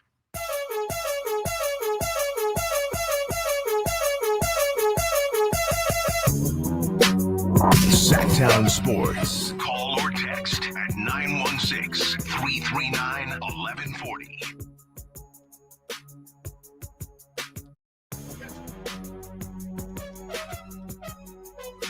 As we proceed to take you up to 2 p.m., Stiles and Watkins, Nate, DJ Bedhead on the ones and twos. He'll eat the table. You need some more drops, Nate. You got chefs in New Orleans who love him. They're looking for him. Nate, you need. Speaking of, I don't think I do. This is a two. It's not going to get any better than that. Now you said New Orleans. Now I got to go full Carmichael Dave. I was watching. I believe it was Diners, Drive-Ins, and Dives, and this place was doing Louisiana food. I'd never heard of this before. Instead of biscuits and gravy, beignets and gravy, where there were 2 beignets and gravy on top. And I don't know. Did this get you started? Because last week you were on this beignet. You were hating on beignets. No, all weekend. I love beignets. Weren't you saying like beignets are fake donuts or something? No, I didn't say that. No, I said wrote a whole article about it. No, on I our like website. beignets. No, somebody did say that. Somebody did say that. No, it was we were talking to Whitey and Crosstalk about it. Oh, that's what it was. About the beignets. But yeah, beignets and gravy. I don't know about that one. I've never even heard of that. Maybe I'll talk to Dave in Crosstalk tomorrow as we don't have enough time, but I will do it anyway. If it ain't broke, From the 916, I feel like the only time people are really talking about a star moving to a big market is if they're not winning titles or consistently getting to conference or if they're finals. on the Kings. But I do feel like they still do that with Giannis, though. One is not enough. Maybe title. Yeah. Maybe that's part of the reason it never came up with Michael Jordan. Part of what you said, the populace in Chicago, it's a shady big market, if you will, or it's always a bubbling market if you do get a star, right? Because I would say D Rose, they didn't really talk about D Rose leaving either. But the other thing is he was consistently winning. So if you're winning every single year, why would you say I'm going to leave? And even Craig Carton says, well, if he wins. I think it only becomes an issue if your market is actively holding back your team from growing. Because like that could be an argument where, if you're here in Sacramento, we don't know because we haven't had that level of star yet. No shade to De'Aaron, but like we just haven't had a star that like attracts other people to come besides Malik Monk. So like that would be a conversation that's worth having is hey, look, the Kings really need a secondary player like Paul George, but Paul George doesn't want to go to Sacramento, and there's nothing that De'Aaron Fox can do that can change that.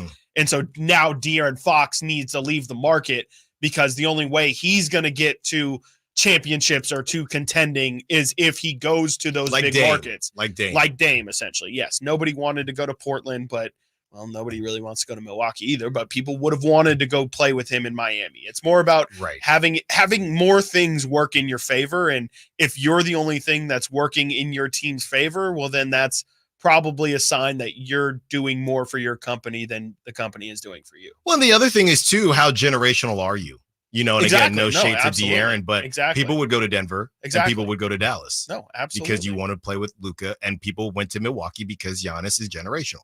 So there's levels to this. All right, I'm pretty sure Chris probably won that debate in the segment prior. So 1-0 Chris when it comes to market sizes. As we get into a different market, the A's. And last week I went to the Sacramento River Cats game, and in part I went to figure out why they won't let the kids out of daycare, and Elliot Ramos, Luis Matos, and Marco Luciano. And it's so funny doing this now because there's the Giant side of things. And then from the A side of things, I had been there once when it was really crowded for Giants River Cats, but I hadn't been on a just normal day. So me and our guy, Frankie Cardicelli, who's been doing a great job on the digital side of things, me and Frankie went. So I'm looking on the field for the Giants product. I'm looking at the stadium and the ballpark as far as the A's product moving forward. And I got to be pretty honest with you, Chris. I put out this article, The Realities of Sutter Health Park as a Permanent Home for the A's. Talked to some people throughout the league while I was out there. And once you go and you look at the numbers, I broke down some of the numbers in the article with the average attendance being 29,000. I'll give you the Spark Notes, but please be sure to check it out. The Spark Notes version is that the A's in Sacramento could probably get to how much the A's are making right now in Oakland. They made $30 million in ticket sales last season, in 2023.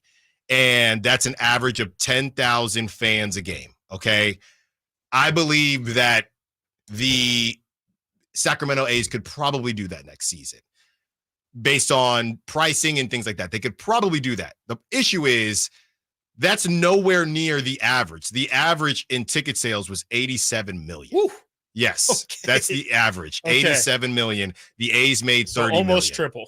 Almost triple. So could they stay afloat? Sure. As far as building on to the stadium and to the ballpark, how realistic it is, let's just say, and I'm not going to tease the whole article, it's not looking very realistic. It's looking like this whole thing would be more of I'm going to get into the good graces of Major League Baseball if I'm Vivek Ranadive. Yeah. And moving forward, our bid would start from scratch. I don't know if they would tear down the River Cats or, like you said, when you quote tweeted an excerpt from the article, if they would go to the railroads. But the bottom line is the idea that it's going to be finders keepers look, things can change. I put this at the end. Are they going to build up? Are they going to build out? We don't know. That has not been revealed yet. But as far as it stands right now, and based on what I'm hearing, making Sutter Health the permanent home of the A's is, if Vegas falls through, that's the big if here. Could be smaller if. Yes, could be a smaller if, but either way, it is not very realistic for Sutter Health to become the permanent home from a logistical standpoint, from a money standpoint. We joke a lot about Bar Rescue on this show, and I didn't put this in the article. I wanted to, but I decided to save it for air. Wonderful. We joke a lot about Bar Rescue, and we talked to Dave about it and how John Taffer will Shut it down. Actually, by the way, no more tangents, but I did watch the Sacramento one this weekend as a refresher. That is one of the best episodes ever. It's so good. Ever. I've seen one of those guys in Old Sac too. It is the best episode he's still ever. Out there. It is the best episode ever. T-Pain, randomly there, not from Sacramento as far as I know. And one thing that John Taffer does is he does a stress test. So we're going to pack this place out and see how you respond. And what I've gathered from that and just other places that you go, right? Venues are not built. So this is 10,000 people a game, 10,275 to get to 30 million. You're going to build up. I don't know what happens with concessions. I don't know what happens with parking or if you get that extra 14. So you're at a sellout just like you were with Giants River Cats. Right. Chris, it was basically a nightmare. Yeah. For Giants River Cats. I can't imagine. You couldn't get concessions. I had to park down by Drake's. That's about a 15-minute walk. That's okay. Lucky. That's probably lucky. That's at 14. So if you quote unquote build more seating, what happens to everything else? I don't know where are they going to get a bunch of food trucks, right? I don't know what they do. Yeah. And even if they leave it as is, getting back to my John Taffer piece of this, these places, no venue is built to operate at capacity every single night. Right. They're not built for that. No. You're meant to fail. You're meant to fail. Yes. Okay. You're any famous maybe not the famous restaurants, but most restaurants that you go to, based on who they hire, how many people they have, their staffing, things like that, they want to succeed, but the idea of being at capacity every single night, you cannot operate like that. No, you ask any thriving restaurant, they'll tell you that everyone's got some nightmare story of a Valentine's Day that went wrong, or to your point, like every place when they're at that level of capacity. I mean, some can hide it better than others, but things are going to go wonky and things are going to go crazy, and especially when to your bar rescue point, when you're in an environment like Sutter Health Park where they don't operate like that all the time. No. When it is like only for special events or for things like that, there's just a lot of upkeep. And, to our conversation of last week, to tie it all in, hearing what you wrote about today and everything that you just laid out makes me feel like the Sacramento long-term bid probably isn't that enticing of what. If you're essentially saying, hey, because the thought was everything was here, like they're moving here, and if things fall through in Vegas, it's just so easy to continue operation, right? But if you're saying they're essentially going to be starting at ground zero, just like Oakland would be, just like Salt Lake City would be, because they would also still have to build a stadium and provide everything that comes with that. I don't know if that means Sacramento has realistically that good of a shot. Vivek said initially in that little scrum after, remember, hey, MLB's expanding. We're just trying to get in that conversation. A lot of people were hoping that it was going to be not a conversation. It was just going to be, again, a continuation. If there's an actual conversation, I don't know if Sacramento wins that race per our just last market conversation. Yeah, I mean, a better thought process would be if Vegas falls through and Vivek ends and John Fisher sells and Vivek ends up buying. I believe that would, I would assume that gives him much more power. But as far as so then he would have to buy the team and purchase a new stadium. Exactly. And finance and figure out whether the city That's a lot of money. Yeah, if the city, how much the city is willing to put in on this. Yeah. And I just if it's the both have issues. The expansion team one, if you're not able to use what you already have, then you're starting from the bottom just like everybody else. Yep. And look, this is just from league sources that I spoke with. If you walk in there and you do the math, I mean, we're talking what? The Cleveland Guardians, 32,000. I think it was 35. Yeah. If you're trying to, you're not going to get there. If you get to 20,000, it's just a logistical nightmare. Yeah. It's a nightmare. Yeah. No, there's no more space. I mean, it makes total sense. I mean, if you've ever been out there, it doesn't seem like they could build, like everything you said. I mean, the parking, especially to me, is the biggest thing. Like it already, when it's at capacity, is a nightmare. And yeah, you said you had to park at Drake's, and that was just for a game right now. Yeah. I feel like you got lucky to park on that one strip of street that is Drake's. Like they don't have, I mean, there's a lot of land out there, but they don't have it ready to be a parking lot or anything like that. So, I mean, it's definitely an interesting development for sure. When we continue, we talk more A's on the field. Also, update on Chris's big fishes. We have the Big Fish Watch coming up. Stiles and Watkins, Sacktown Sports. The only place you'll find Malik Monk is Sacktown Sports. Oh my, what an athletic move that time by Malik Monk. Hey Sacramento, it's Malik Monk, and you're listening to the home of the Sacramento Kings, Sacktown Sports. Your local sports leader. Seems like all this artificial intelligence stuff stirs up the age-old debate of man versus machine. Hi, it's Dan from the Good Feet store, and let me ask you, would you let a robot cut your hair? Would you rely on an app to teach a kid to ride a two-wheeler? Let's face it, some things require the human touch. People come to us seeking a solution to foot, leg, and back pain after trying all kinds of things recommended by in-store machines or website blurbs. An impersonal, generic approach to solving a problem that's unique to you. No wonder they usually don't work. At the Good Feet store, you'll meet with an arch support specialist who will take the time to learn about your needs, your feet, your lifestyle, and then fit you from over 300 models and sizes of arch supports, designed for pain relief, better balance, and more comfort. Do you have sore feet, an aching back, or plantar fasciitis? Then get to the Good Feet store nearest you for your free arch support fitting. Good Feet arch supports are only available at the Good Feet store.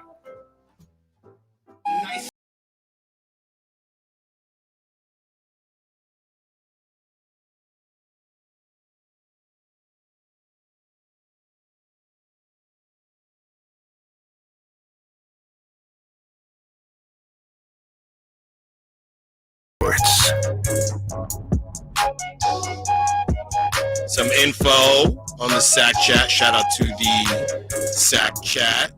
Beamer, Beams, or Beamley. We're the bar rescue of baseball teams. I'm telling you, that episode was insane. John is throwing food down. It's hitting the patrons. It was like a steak too, isn't it? Yeah, as he's saying, you're disrespecting your guest. John is throwing food down that is landing on people. The whole thing is insane. I've never seen it. So we might have to pull a clip because the main part is that this guy, it's a sports bar. Yep. And John reads off all of the data as far as Sacramento being a sports town. Yeah. And this guy, he's talking, and was it Vladi? He's got a Vladi jersey. He's got a bunch of jerseys. Yeah. And John basically says, so you're celebrating a bunch of losers. Come on. That's what he said. He says, come on. He says, come on. We will. Yeah, we're gonna get that going. What area of Sac? We don't have to Sac. blow the place. No, it doesn't exist anymore. What was it called? It was called Sacktown. It was called Sacktown Bar. John didn't help them out very much. It was called Sacktown Bar and Grill, and John said, will you let me change this place from a sports bar to, I think, a cantina? And he said, if not, I'm leaving. And he had no choice, so he did it. And then John said, I want you to take down all these jerseys and all the memorabilia, and made the guy take it all down. I don't think I've seen the whole episode. Oh, my goodness. He doesn't respect the area. He doesn't. Yeah, he doesn't. He doesn't know. He doesn't know that people it's a love sports it. Town. And the guy just says, well, I grew up here. You don't understand. We'll pull some clips. It's incredible. It is incredible. As we talk about Sacramento being a sports town in which big fish might come to Sacramento, Chris has some updates on the different big fish out there. And one guy is saying a lot, and the owner of the team that he's currently on does not really agree. But we will get to that in a little bit. Yeah, I've been keeping tabs on the big fish list just because there were so many just stupid bird comments that were like, none of these people are even going to be available. Oh, the Kings aren't getting any of these people. Well, there's been like 4 of the 10 people listed already that have been very, very, very much linked to being available via trade. And we'll start with Brandon Ingram, who kind of has the loosest, I would say, reports. It really is just Evan Siddery who said the Pelicans are not expected to offer Brandon Ingram a contract extension this offseason. We played the Zach Lowe audio, I think, a couple weeks ago, where Zach essentially talks about how Trey Murphy has to start going into next year. They're obviously going to start Herb Jones next year. They still got Zion. They got CJ. They got Jonas Valanciunas and Brandon Ingram kind of being the last man out. But definitely seems as if Brandon Ingram is going to be a name that's going to be out there and incredibly available. And another one is a guy who got eliminated the other day in Paul George. And we kind of have done surface level talking about Paul George and his availability and his potential fit with the Kings. But it does seem like more and more as obviously they were eliminated this weekend. It seems like things will trickle out this week. But Shams Charania put out today that the Clippers have had multiple contract offers to Paul George that have all been below the contract max, which he will not accept. And so, I think this is actually bad news for the Kings because I believe the Kings' best way of or really probably the only way that they could have acquired Paul George is via trade. They're not going to have the money to sign him via free agency. So if he's hitting free agency, it's almost a guarantee that he'll be hitting either Philadelphia or maybe Oklahoma City again, maybe Orlando, but one of those teams that has a ton of cap space, because not many teams can offer Paul George, I imagine, the $40 million per year that he's going to be looking for. So that's kind of the most interesting development on that front. LA apparently wants to keep Paul George, but he appears to be leaning towards unrestricted free agency, according to Brian Windhorst. And then the last one is the guy that you just mentioned, Jimmy Butler, who as well was eliminated last week in the playoffs. And this is a report from John Hollinger saying Jimmy Butler is extension eligible, but between his declining play this season and constant absences, they say, quote, there are increasingly loud whispers that his future might not be in Miami. The Heat openly talking about Bam Adebayo as the keeper of the, quote, Heat culture flame, and not mentioning Butler as much is another notable point. Pat Riley just earlier today had some very interesting comments about Jimmy Butler and what he had to say this weekend, but it doesn't sound like there's a lot of love between those two right now. It doesn't seem like Jimmy's necessarily going to get some the Udonis Haslem treatment, essentially. It doesn't seem like they're giving that to Jimmy Butler. No, and we're about to play the Pat Riley sound, but he did also say, when somebody asked, would you consider trading, now how much this matters, I don't know, but he did, when somebody asked, would you consider trading Jimmy Butler in this same press conference, he said no. There you go. He said he's not going to trade him. Whether that's true or not, we know Pat Riley isn't going to say, yeah, and now I'm going to lower his value by bringing it up. But here's Pat Riley. So first of all, Jimmy Butler, he trolled with he put himself on the Celtics jersey very early in the series when the Heat won in Boston, which I thought was a little weird. It was strange. And so Jimmy does that all while not playing. He then is talking to somebody. We can't play the audio because he cusses too much. But he says, if I was playing, Boston would be at home. New York dang sure would be at home. Josh Hart, come on, man. He also went on to talk about Tom Thibodeau, which is more. How's this man eliminating all these teams? Yeah, it's been one round, but Jimmy Butler would have eliminated. He's worse than some teams. of the fans out there. Dude thinks he's actually Thanos. He said one thing about Tom Thibodeau. I think he was joking about Tom Thibodeau wanting him, but he doesn't want you anymore. Yeah. Here is Jimmy, or excuse me, here is Pat Riley with what he had to say about what Jimmy has been doing. For him to say that, I thought, is that Jimmy trolling, or is that? We're going to get to a quick one, and we return, get this audio figured out with the Pat Riley sound. Stiles and Watkins, Sacktown Sports. On the move? Got somewhere to be? Take Sacramento Kings basketball with you. The Sacktown Sports app will let you stay connected to your passion. Never miss a moment of Sacramento Kings basketball with the Sacktown Sports app. The Amish have a reputation for craftsmanship, determination, and quality. Hi, this is Frank LaRosa with a word about Naturewood Home Furnishings. Those virtues sound quite similar to the Keys family and the day-to-day values on display at Naturewood. The Amish furniture craftsmanship begins with the finest hardwood, shaping and molding the raw materials into one-of-a-kind art. In addition to the classic styles long sought and revered by discriminating furniture lovers, Naturewood Home Furnishings offers a vast selection that includes transitional, modern, farmhouse, arts and crafts, and other stunning styles, all available in the ultimate Amish standard of excellence built over centuries. Let the Naturewood team guide you through their selection of Amish furniture that will be with you forever. Naturewood Home Furnishings, off Highway 50 at Hazel. Look for the water wheel. Hagen Oaks Demo Days is in the home stretch, and this is your last chance to register for an individual fitting appointment with the manufacturer's fitting staff from Ping, TaylorMade, Mizuno, Callaway, Cleveland, Strixon, and Zexio. You've waited many long months for the new golf season, and Hagen Oaks has your new golf gear right now. Book your individual Hagen Oaks Demo Days fitting appointment. Call 916-808-2531. That's 808-2531 for your personal fitting. Hagen Oaks, Fulton Avenue at Cap City Freeway or HagenOaks.com. This is Kenny and Jerry from Bell Brothers Plumbing, Heating, and Air. Everyone knows that a group of fish is called a school, but did you know a group of giraffes is called a tower? Or how about a murder of crows, a quiver of cobras, a shadow of jaguars, a shiver of sharks, or a zeal of zebras? Wild, huh? So what do you call a group of Bell Brothers plumbers? They don't fit into any of the traditional plumber stereotypes. They're clean and well-dressed. They're on time and courteous. They're well-trained and friendly. They're exactly the kind of people you'd be comfortable and confident to invite into your home. That's why we proudly call them our family of plumbers. If you need a drain cleared or any other plumbing service, we'll send one of the family right over to help you out. Call Bell Brothers at 916-444-1234, or you can find us online at thenosurpriseguys.com. The No Surprise Guys, Bell Brothers. The Arnold Law Firm has seen how an injury can turn anyone's life upside down. Whether it's a slip and fall, a car accident, or any other kind of injury, for almost 50 years, the Arnold Law Firm has been here to help you through the entire process to protect you and your family. If you are ever injured or in an accident, call the Arnold Law Firm.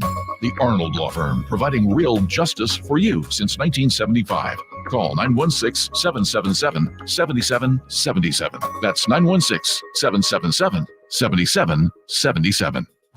Country in the Park is back May 17th and 18th at Cal Expo with Brantley Gilbert, Dustin Lynch, Jay Cohen, Walker Hayes, and more. Tickets start at just $46. Country in the Park May 17th and 18th at Cal Expo. For more information, visit CITPFest.com. Brought to you by Kids Care Dental and Orthodontics, the Hot Tub Store, and Kettleman's. Guys, are you ready to give up because you think you've tried everything and you're still dealing with loss of energy, poor sleep, weight gain, and even ED? Revive Men's Health Sacramento has local medical providers that offer low T and ED treatments customized to each patient's unique physical makeup. By working with a specialized compounding lab, personalized treatments are guaranteed, even when generic pills and supplements haven't worked. It all starts with your free comprehensive exam and consultation. Availability is limited. Book today, and for this month only, Revive offers qualified patients a free 1-month supply of personalized ED medication, plus a free ED treatment producing immediate results. The experts at Revive Men's Health Sacramento will work to provide the right treatment for you so you can show up as the best you in all aspects of your life. Call 916-365-4566. That's 916-365-4566. Or send them a private message at revivemenshealth.com.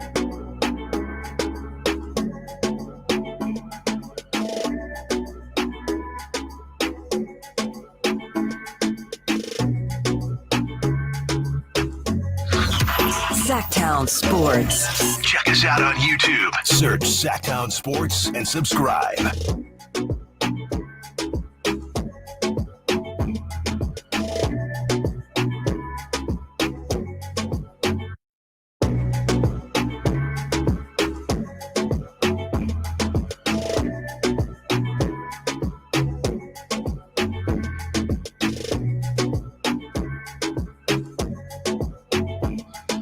Got our guy Christopher Ladd dropping in during breaks to discuss some John Tafferness. We gotta see if the audio is good enough because I did record some on my phone. So we have to see if it's good enough to play through. The Pat Riley audio, honestly, we were trying to get it, and honestly, he really didn't say too much. It was essentially just him saying that if you are not playing, you should keep your mouth shut. That's when he was asked about Jimmy's trolling. He said, if you're not on the court playing against Boston or not on the court playing against the New York Knicks, you should keep your mouth shut. That is what Pat Riley said. He also said this when it comes to Jimmy Butler's extension. Mind you, this is Pat Riley saying that they're not looking to trade Jimmy Butler, but this is what he had to say when it comes to the extension. If Jimmy requests, we can either accept or we can say we're going to think about it.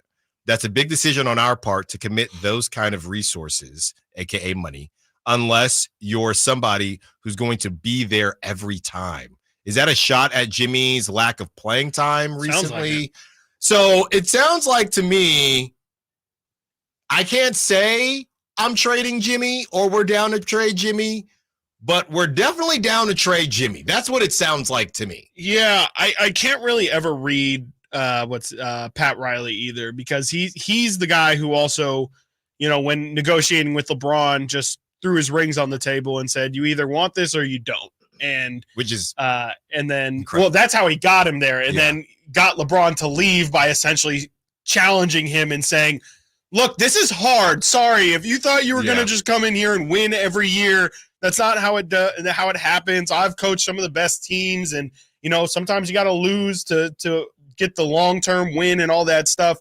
So I'm not sure how much of this is Pat, trying to tell us something, or if it's just this is who Pat Riley is, and he's just kind of somebody who always is going to be stern and isn't going to, because this is what everyone says, right? You want to be treated equally. Everyone wants to be treated, Jimmy Butler the same as you treat Gabe Vincent and Jaime Jaquez, and you could argue that that's just what this is. So if anything, it's just Pat Riley sticking to it's the Heat way or no way at all. You can either fit in or fit out, and that's how it is here. But this isn't Jimmy necessarily. I mean, Jimmy is it is interesting. Jimmy is a different cat, right? He had the hair, and then he's in music videos, and he's riding horses. I mean, he's doing a bunch of different things. The Michelob commercials.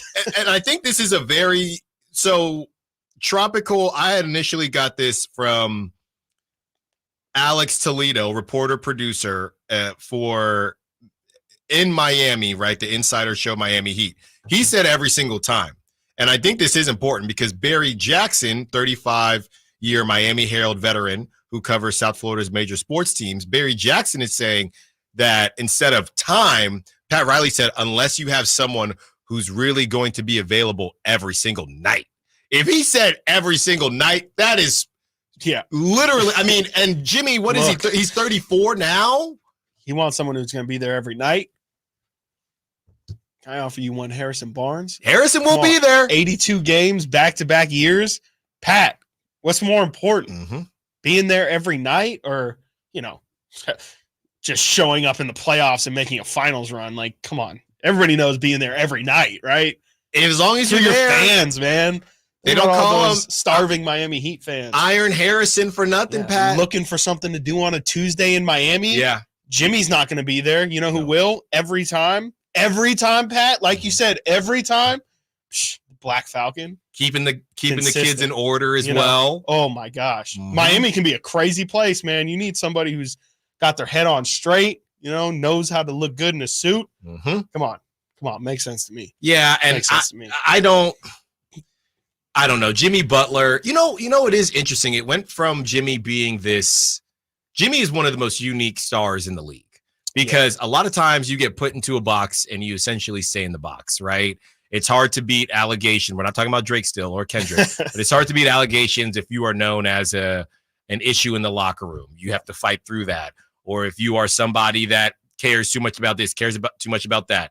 Jimmy Butler has found this weird space where he's highly respected because he's brought these teams to the NBA Finals because he worked so hard, and he's got the crazy story about Karl Anthony Towns and when he was in Minnesota and he took the bench warmers and he won. So Jimmy works incredibly hard, but at the same time, he hasn't won anything. He's always, it's a joke that he does these side quests. He was basically promoting his coffee brand during his first final stint while they were in the bubble. He has all these commercials. Again, he hasn't won anything.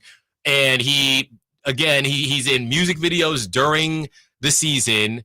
He makes a joke out of the media guide with his hair.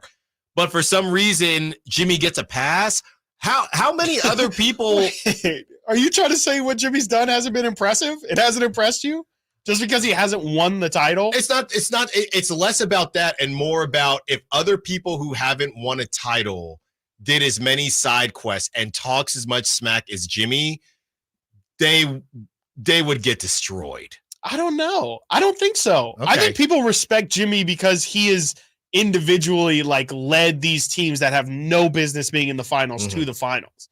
If anything, you could argue the last person who did it Jim is Allen Iverson, a team that just had no business, but this guy is just so individually ridiculous for a postseason that he takes his team all the way. And of course they don't win the title, but the fact that he even got there is an accomplishment in itself. We've seen that with early young Braun, right when he got swept by the Spurs. It was still impressive that he got that team that had no business being in the finals to the finals. So in some ways, I think it's not all things are created equal. Like, that can be a win. That's Jimmy Butler's equivalent of winning a final, is just getting there because nobody expected him to even be there in the first place. No one would say building a team, if Jimmy Butler's your best player, you can make the finals.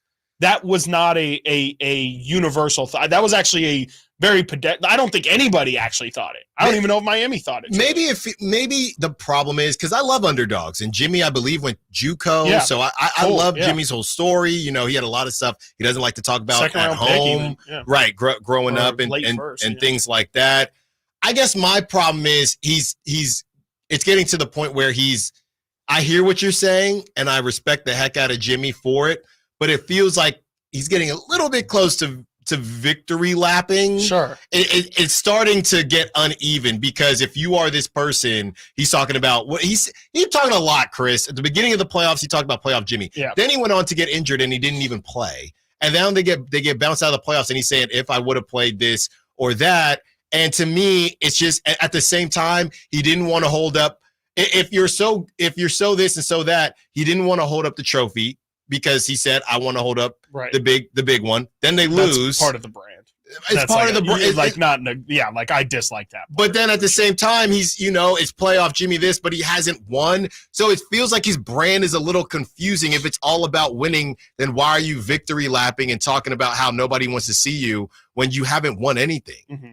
I think that's my issue. If Jimmy was just, I guess, he's getting out of the humility phase to me. Sure. And he hasn't done enough to get out of the humility phase. And he's done enough, but he's talking a lot. Yeah. Yeah. But I think that's part of it. I think he's like, he's part of the dog mindset, the Draymonds and the people who part of their greatness is the yapping and the, just convince. Really, I mean, part of it too is they're convincing themselves that they're the underdogs in all of this, and that they should, nobody believes in them and all that stuff. And I think that's really what Jimmy has to play into because, the second he starts to become the favorite, to your point, that's when expectations start. So it's easy to talk and be loud and boisterous when you're the underdog because, it's fine and nobody's expecting. And then when you win, it gets to be, I knew the whole time, but. I think, what you're experiencing is having expectations for Jimmy and Jimmy's not meeting them, which is just new to the Jimmy Butler part of this. That could be especially if he gets traded somewhere, there's going to be expectations on him to, okay, you did it in Miami. And the whole reason this franchise, if the Kings trade for him, Jimmy Butler better lead the Kings at least to a conference championship game. He would have to with the way, like you're saying, like the way he's talking, like the way he's being branded is this guy who you have him on in the playoffs and he'll take your team to another level. If he doesn't do that, he's probably going to see a big narrative shift. And I don't enjoy this. Like I said, Jimmy has an outstanding story. He's just talking a lot these days. Yeah, sure. And even Pat Riley is saying, keep your mouth shut is pretty wild, but I also don't own I also don't own the team. Yes. And and the whole thing is when it comes to Jimmy, and I've said this plenty of times, Chris, exceeding expectations is easier than meeting them. And Jimmy hasn't been in a situation where he's had to meet expectations since Philly. Probably, yeah. So I don't know. It's just a little bit less. Just do a little bit less, Jimmy. I've got a Jimmy Butler to the Kings trade for you that is not brewed up from the Kings side. We'll talk about it when we return. I'm probably not going to like it. Stiles and Watkins, Sacktown Sports. We'll see. Keegan Murray plays here. Keegan scores another three-pointer. Keegan Murray knocking it down for 23 points. Snatch De'Aaron Fox for game scoring honors. Sacktown Sports is your proud home of the Sacramento Kings. Hey, it's Carmichael Dave for American Energy Heating and Air with a question. Have you recently had a technician diagnose your HVAC system and you were a bit surprised at how much it cost? Or did something seem off about their quote? Because at American Energy, they take pride in giving you honest, straightforward solutions to get that system up and running. Have their qualified technicians come out and give you a free second opinion. It's free. You got nothing to lose but some dollars off of that original quote. They're making the uncomfortable comfortable. They've been doing it since 1981, serving the greater Sacramento area. A+ with the Better Business Bureau. That's why they keep having customers coming back for more and more and more. You can call them and set that appointment at 916-520-9990. That's 916-520-9990 or AmericanEnergyAir.com. Call 916-520-9990 now. Ooh, ma. What was that? That is business phone bliss with the Ooma Cloud phone system. It handles all our voice, video, and messaging needs. You sound very calm. I am. Ooma has everything I need to run my business more efficiently, like virtual receptionist, call routing, and video conferencing. And it starts at just $19.95 per month per user, plus taxes and fees. Ooma. Nice. Find your business calm at ooma.com/radio. The news on vapes talks a lot about the technology and teen use, but parents need to know more about the dangers of nicotine. So know this. 1. Nicotine is a poison that can rewire teens' brains. 2. It can increase mood swings. 3. It can limit attention and learning. So even when it comes in new tech, nicotine is brain poison. Go to undo.org for more. Power Business Technology is proud to be 100% independent, locally owned, and managed Toshiba copier dealer. Local ownership cuts out the red tape, allowing ourselves to never be too busy to personally answer the call when our clients need us. Recognized for excellence in service execution, training, and customer service, we're proud to be named a 2022 Toshiba ProMasters Elite Dealer. Contact us today for all of your business printing needs at 844-POWER-BZ. That's 844-769-3729 or visit us at powercopiers.com.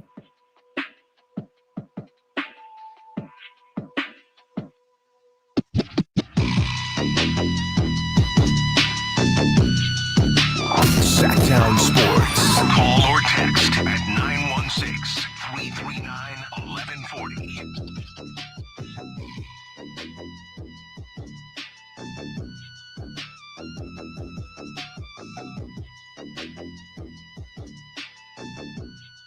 Continuing to go down the big fish list.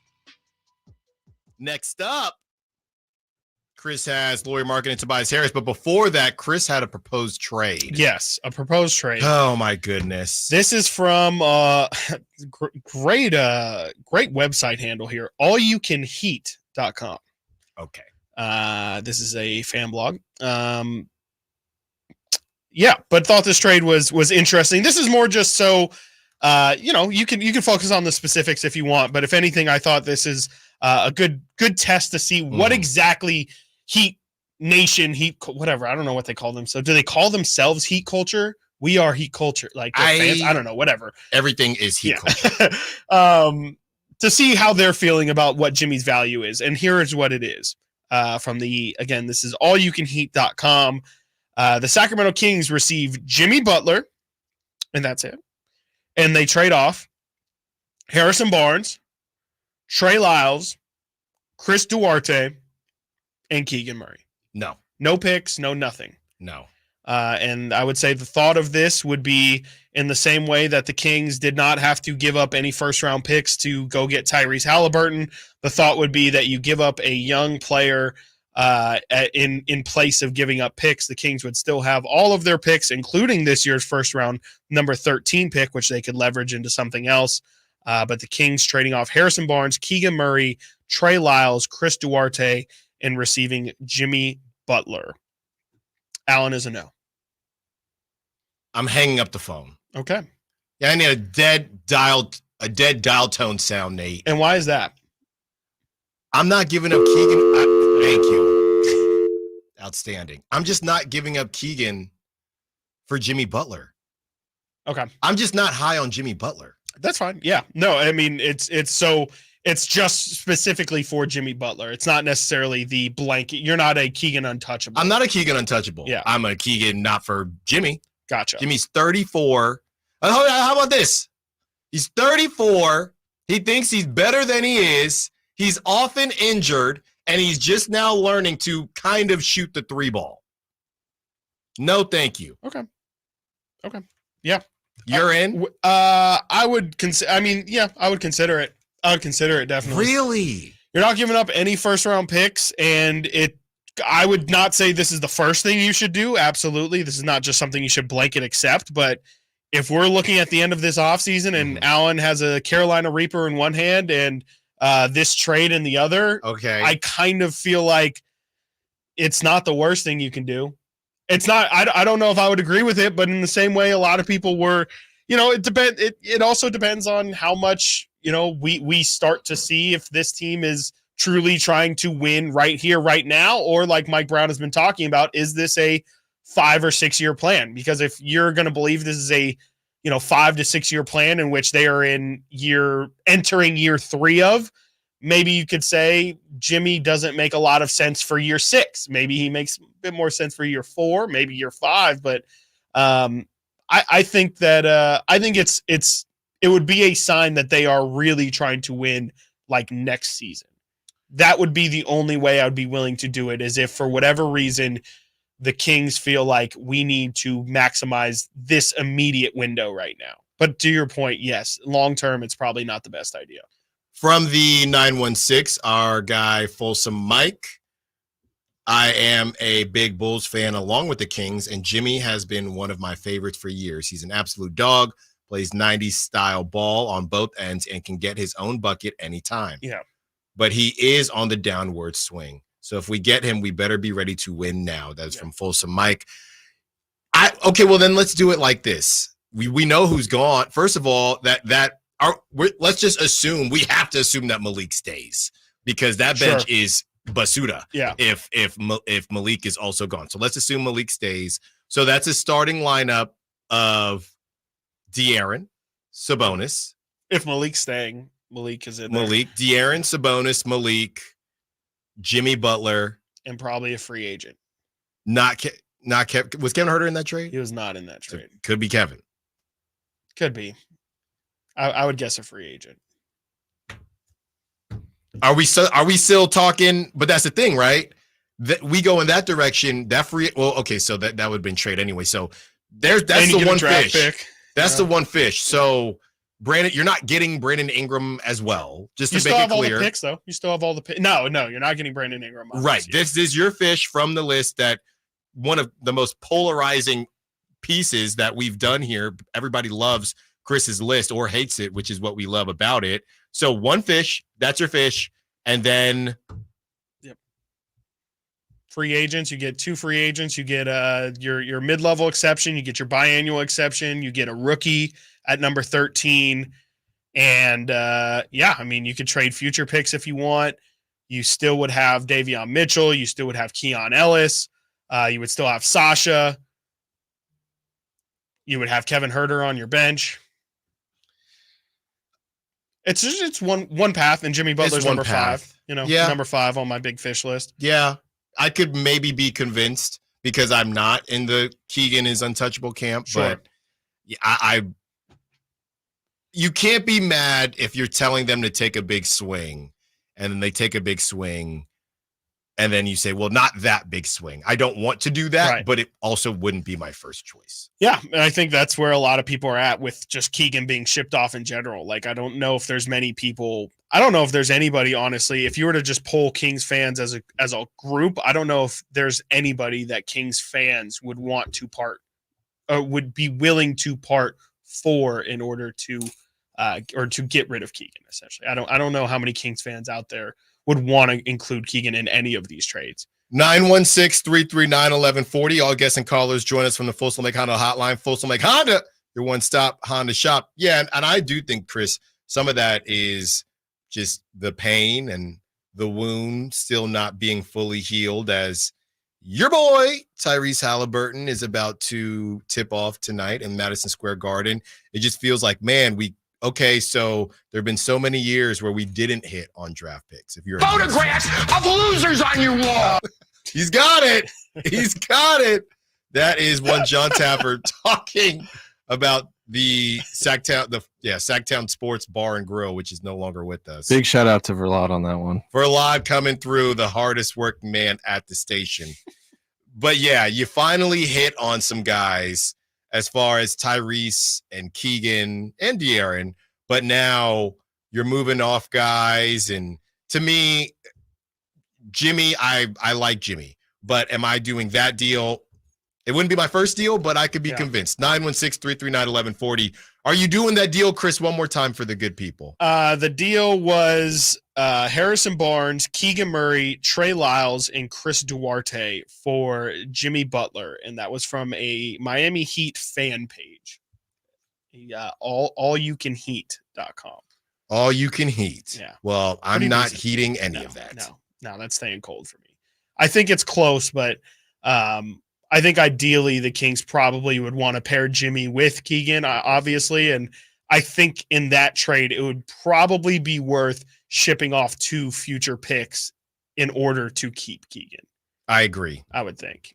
I agree. It helps maximize your window now, obviously. If you can keep Keegan and Jimmy, you have a lot better chance of maximizing the window that you're trading Jimmy for if you keep Keegan versus getting rid of him and trying to work around it. All right. Chris has said the magic words, and the phone lines are in fuego right now. From the 530 on the text line, marketing would be my first choice. Don't worry, 530. We are going to give an update on Lori as well. Let's start off the calls. Fred, we see you. Steven, we see you. Tony, we see you. Let's start with Fred. Fred, you're on Stiles and Watkins. What you got for us? Hey, guys. Love the show. Thank you. You know, I don't think the Kings need another rookie. I mean, who are they going to pick up with the 13th draft pick? I believe that they're looking for a substantial veteran that has, playoff experience and set the team in the right manner. That's just my opinion. I'll listen to you guys on the radio. Thank you, guys. Yeah, thanks for the call, Fred. And just for an update on that, so everybody's clear, the Kings cannot move the 13th pick prior to the draft. They have to draft someone, and then they can move. Then that person can be traded. So you would be drafting someone that you think a lot of people are high on and could possibly move. But to Fred's point, what are you going to do with the rookie right now? Well, it would have to be a rookie that they feel like can help right now. And I think that's what most people are hoping. It would not be a project. Okay, this kid, it wouldn't be a high tool, high potential guy that needs a lot of work. It might be lower in potential, which is easy to say. But then once you get into the draft, it's hard to say no to that potential. Yeah. But yeah, they can move off of that person and include that player in trades on draft night. They just can't trade them prior to draft night. Let's get to Tony, who wants to be a part of the conversation. What's up, Tony? What you got for us? So I'm looking at, I've always thought they needed rim protection. They need rim protection in a bad way because Len and the other guy doesn't give them a lot of minutes. They're in and out every game. And Sabonis, he can't play defense because he'll end up fouling out. Right. So I'm thinking on my thoughts were, if say like New York needed a player, they could trade that 13th pick for their 23rd and 24th pick or so, and then maybe their 3rd round pick. They got like a 38th pick. What'd you think of that? Yeah, thanks for the call, Tony.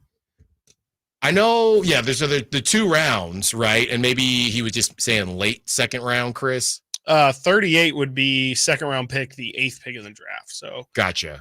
Or the 8th pick in the 2nd round. I think, to address the rim protection thing, I would be surprised if they don't try and address it. I think that's the idea behind JaVale signing here. And then, they also tried to sign Nerlens Noel and other, other bigs who clearly have rim protection in their, in their archetypes, I guess. So I would have guessed that they're going to try and address rim protection. There's just not many names out there. I'm looking at it here, just even from a minimum perspective.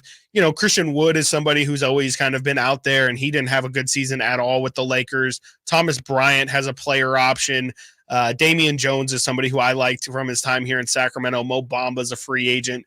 there's just not many big names that I think would be guaranteed minutes. So unfortunately, rim protection, I agree, is a problem for this team. I just don't know if they can address it this offseason.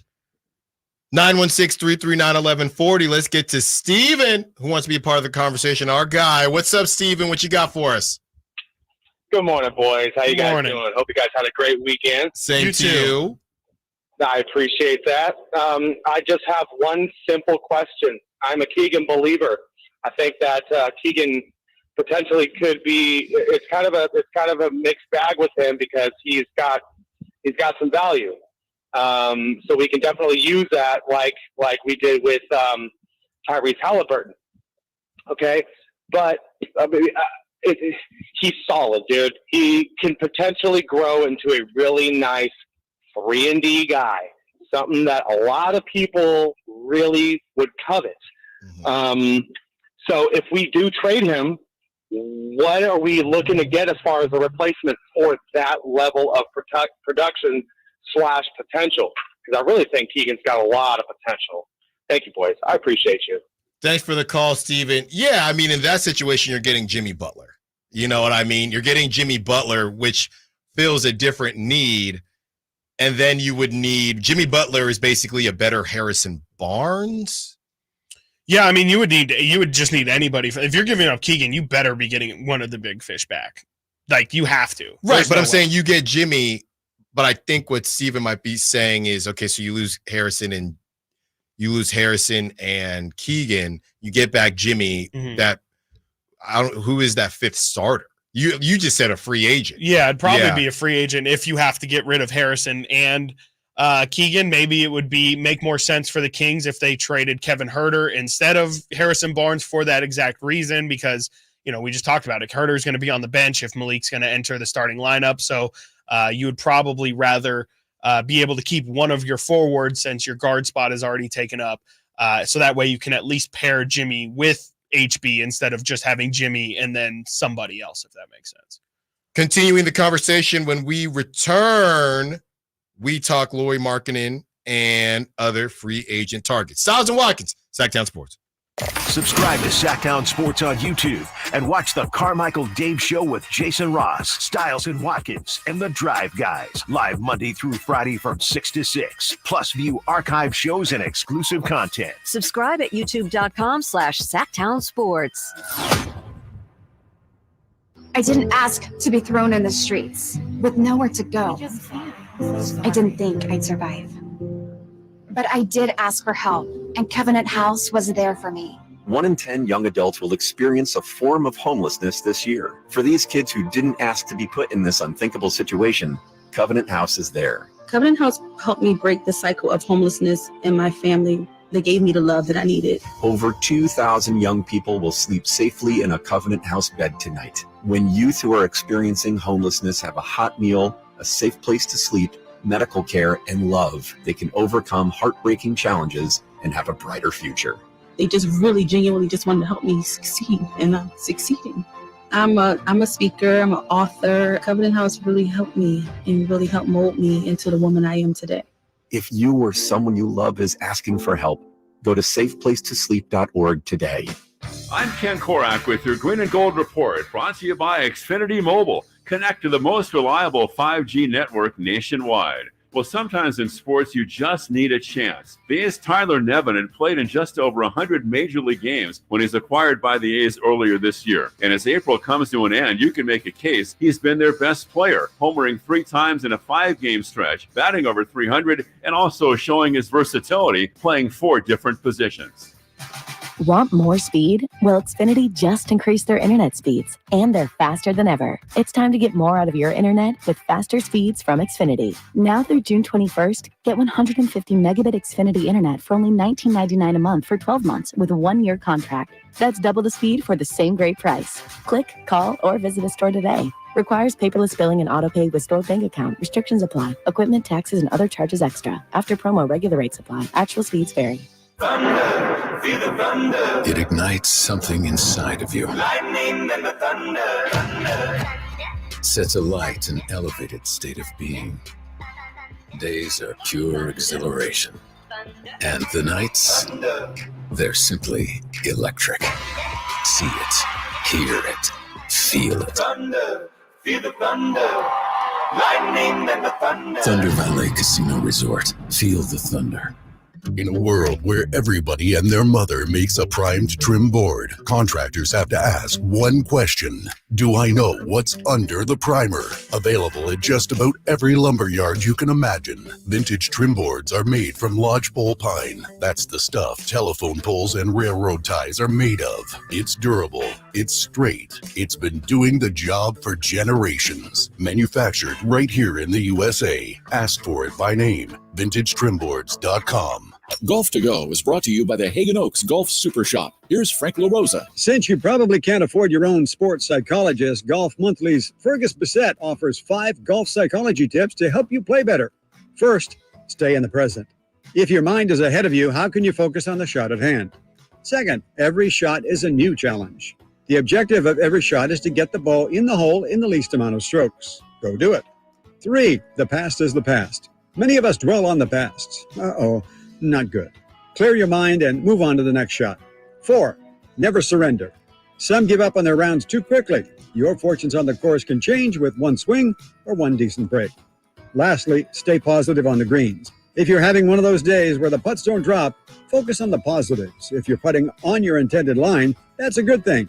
Keep it up and they'll begin to fall. And remember, it's a game, so go out there and have some fun. That's your Golf to Go. I'm Frank LaRosa. Contact Tax Relief Helpers for details and restrictions. Attention anyone that owes money to the IRS. The IRS has restarted aggressive enforcement actions against taxpayers who owe back taxes that were temporarily suspended for COVID. If you owe $10,000 or more, you must hear this because now is the time to clear your IRS tax debt. A special toll-free number has been established so you can stop penalty fees, avoid liens, levies, and other hostile measures by the IRS. Call Tax Relief Helpers right now at 800-934-9217. Tax Relief Helpers will provide you with the maximum protection afforded by law. I got behind on my taxes and owed $48,000. I didn't know what to do. I called and they got my bill lowered to just $3,500. I owed $87,000 in taxes and it was scary. I got the amount I owed down to just $3,500. I saved $83,500. If you owe money to the IRS, don't wait another day. Call 800-934-9217 right now before the IRS enforces liens, levies, and other aggressive measures. The call and consult are absolutely free. Call now. Call 800-934-9217. 800-934-9217. 800-934-9217. This segment is brought to you by Kia of Vacaville. Check them out at kiavacaville.com.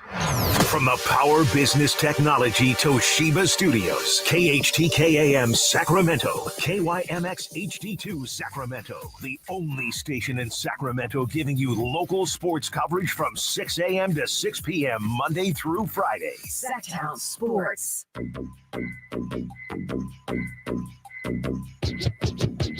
Live and local. Live and local. This is Sacktown Sports. Pat Riley just does not care right now. He is talking about Tyler Hero. He says, well, he's been fragile a little bit. Maybe he'll surprise people. Maybe someday he will surprise everyone and play every game.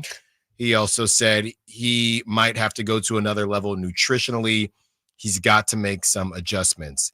Definitely. Pat Riley does not care. I'm telling you, it might have not been a Jimmy thing. It might have just been a Pat is from a different time and of a different breed where, this dude literally was, coaching Magic Johnson. Like he's been in the game for a very, very long time. And I think his belief on things is I've been around the block. I've seen it all. The Jimmy Butler, you think you're something like, I had to deal with the 90s Knicks or, Charles Oakley. I had to deal with some crazy personalities. So as crazy as you think this situation is or as big of a deal as you think you are, this is small potatoes for me. And I'm not afraid to tell these people because Pat Riley has the ultimate respect, I would imagine, in the league. I had a question for you, and I wanted to know your thoughts and how this would work. I guess there's 2 parts to this question.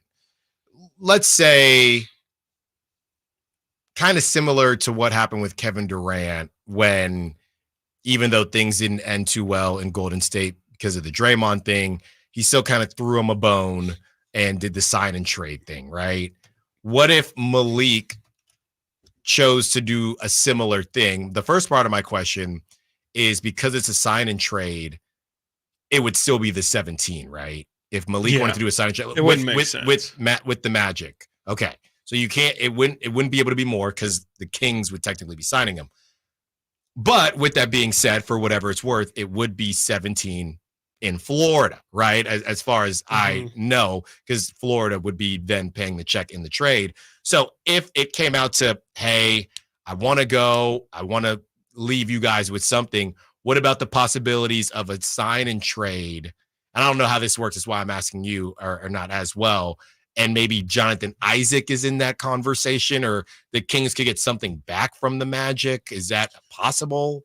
Maybe the Isaac situation's possible because he is also a free agent, but in terms of just a blanket, it just wouldn't make, if Malik is going to leave, I would assume it would be because he wants more money. And if he ends up taking less money to still go somewhere else, or the same money, or I'm sorry, yes, if he were to take the 17 million to go somewhere else, that's more of, if you're, I mean, Sacramento, maybe they would agree to it just because it's better that than nothing, but I would think that doesn't make sense for Malik because the entire reason why he would be picking the Orlando situation over the Sacramento one would be because of the money. Sure. If all things were equal, I would think that we would all feel better about our chances of keeping Malik. Yeah, and I'm probably putting the whole tax thing maybe a little too high. I'm also not certain that you can sign and trade on bird rights. I could be off base on that one, but since it's kind of like a built-in payment structure, like an NBA, like a negotiated or a not negotiated pay structure. It's just something that, hey, this contract fits into a set of the bird rights. And, since it's not like a fluid negotiated contract, I would think maybe there might be some limitations in dealing with that too, where the league might say, no, if you're going to sign a bird rights contract, there is no sign and trades in those kind of deals because it's something that we've carved out specifically. I could be off on that. Sure. Okay. It's just something it would that be had very NBA. Something that had popped into my mind. All right, let's get to the updates on the other big fish that you have. Yeah, just a couple smaller updates here. One of the updates is a really, really unfortunate one from the Kings side. Apparently, Lauri Markkanen, not that he's not available, but if you were to try and kick the tires on a Lauri Markkanen trade, apparently the deal is going to be very, very, very expensive. And I got this from a Detroit media. So this is from The Athletic. Tony Jones, very well respected over there in Detroit, wrote this about the Pistons' pursuit of a potential Lauri Markkanen trade. And Tony had this to say, quote, In a big picture, Markkanen's value to the Jazz is so great that it's going to take an offer that is probably not going to come to pry him away. Something like, and this is a direct quote here from Tony Jones, something like, quote, 4 or 5 first-round picks and a star-level talent coming over. What? That is Danny Ainge for you.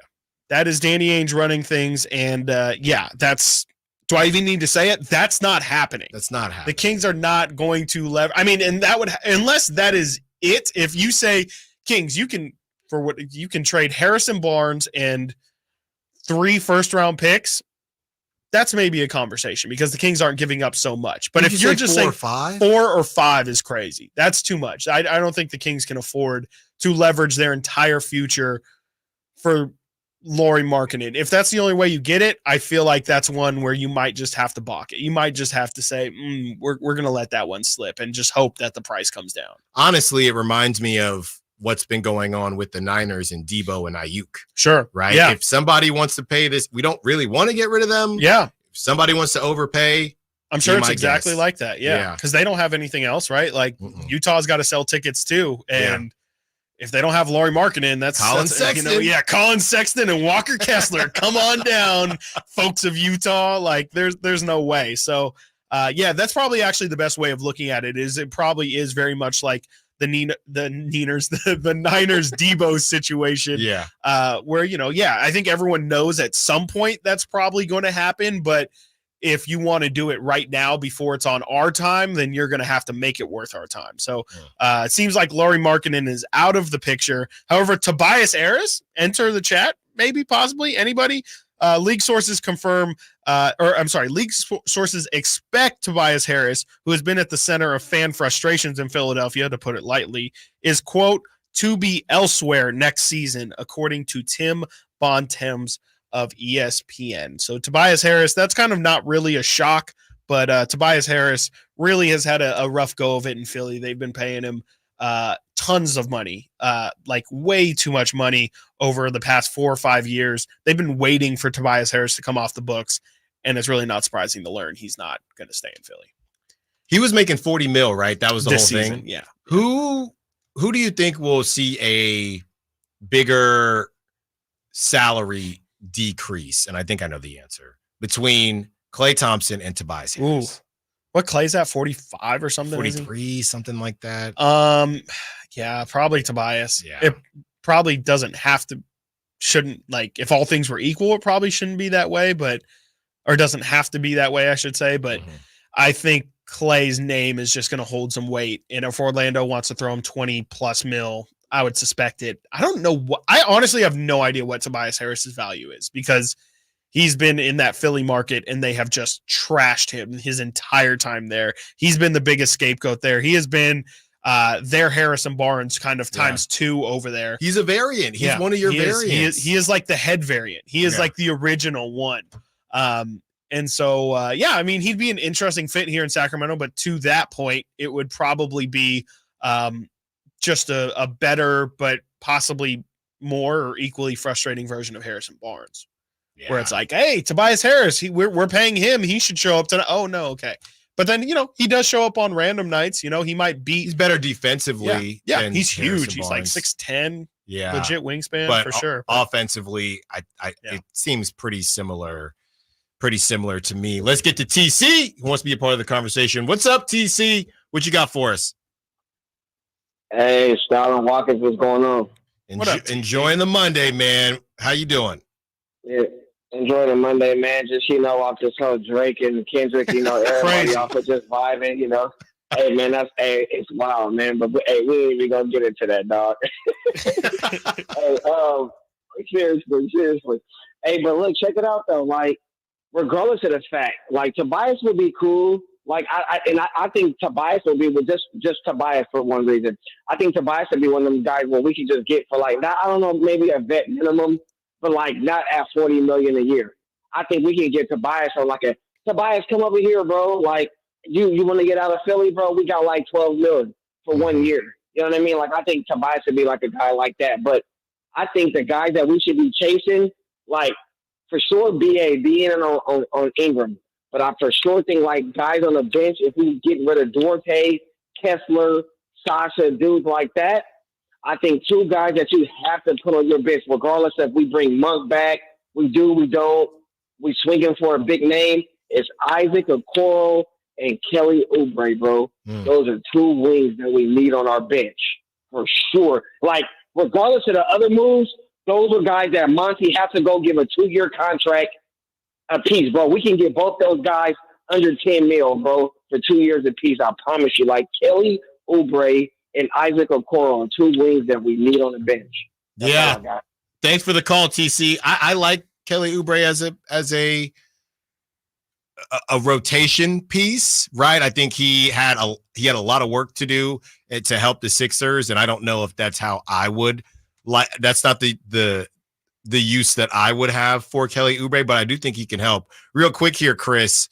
Tobias Harris, to just compare stats, Harrison Barnes averaged 12 points, 3 rebounds, and 1 assist on 47% shooting, and he played 29 minutes a game. And he played, all 82. Tobias Harris. Those were his season stats? Those were his season You stats. said 12 points per game? 12 points per game. I thought you were reading playoff numbers. No, this is Harrison Barnes. Oh, okay. Yeah, I Harrison thought you were Barnes. talking about Tobias Harris. I was like, Harrison oh my Barnes. gosh, I knew it was bad. Not that bad. Harrison Barnes, 12 points, 3 rebounds, 1 assist on 38 on 29 minutes a game.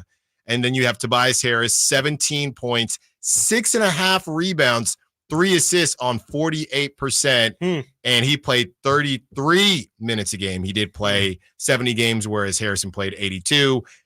But if you can get him for a similar price as Harrison, that's clearly an upgrade. So you have that. All right, when we return, continuing our player breakdowns, we have the guards today, and the darling of the season, the main bright spot of this season, or one of them, Keon Ellis, and we also have Davion Mitchell. Your thoughts as we break them down, and give us your grades as we give our grades as well. Stiles and Watkins, Sacktown Sports. Domantas Sabonis plays here. He finds Sabonis. Put the frosting on the cake. Put the cherry on the sundae. Sabonis with a two-hand flush makes it 114-106. Sacktown Sports is your proud home of the Sacramento Kings.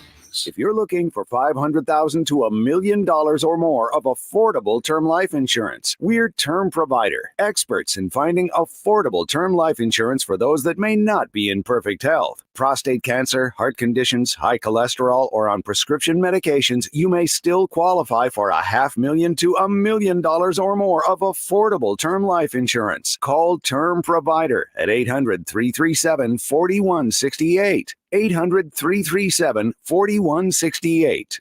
If you need bold banners to boost your business, but you're on a budget, think Staples. Posters, flyers, signs, and menus for less? Think Staples. Staples can print anything you need to move your business forward. Now at Staples, save $50 on your print purchase of $150 or more. Same-day service available on hundreds of items if you order by noon. And all backed by Staples' Print Perfect guarantee. So it's done right or it's printed again free. Staples, your local print and marketing expert. N61, visit staples.com/print for details.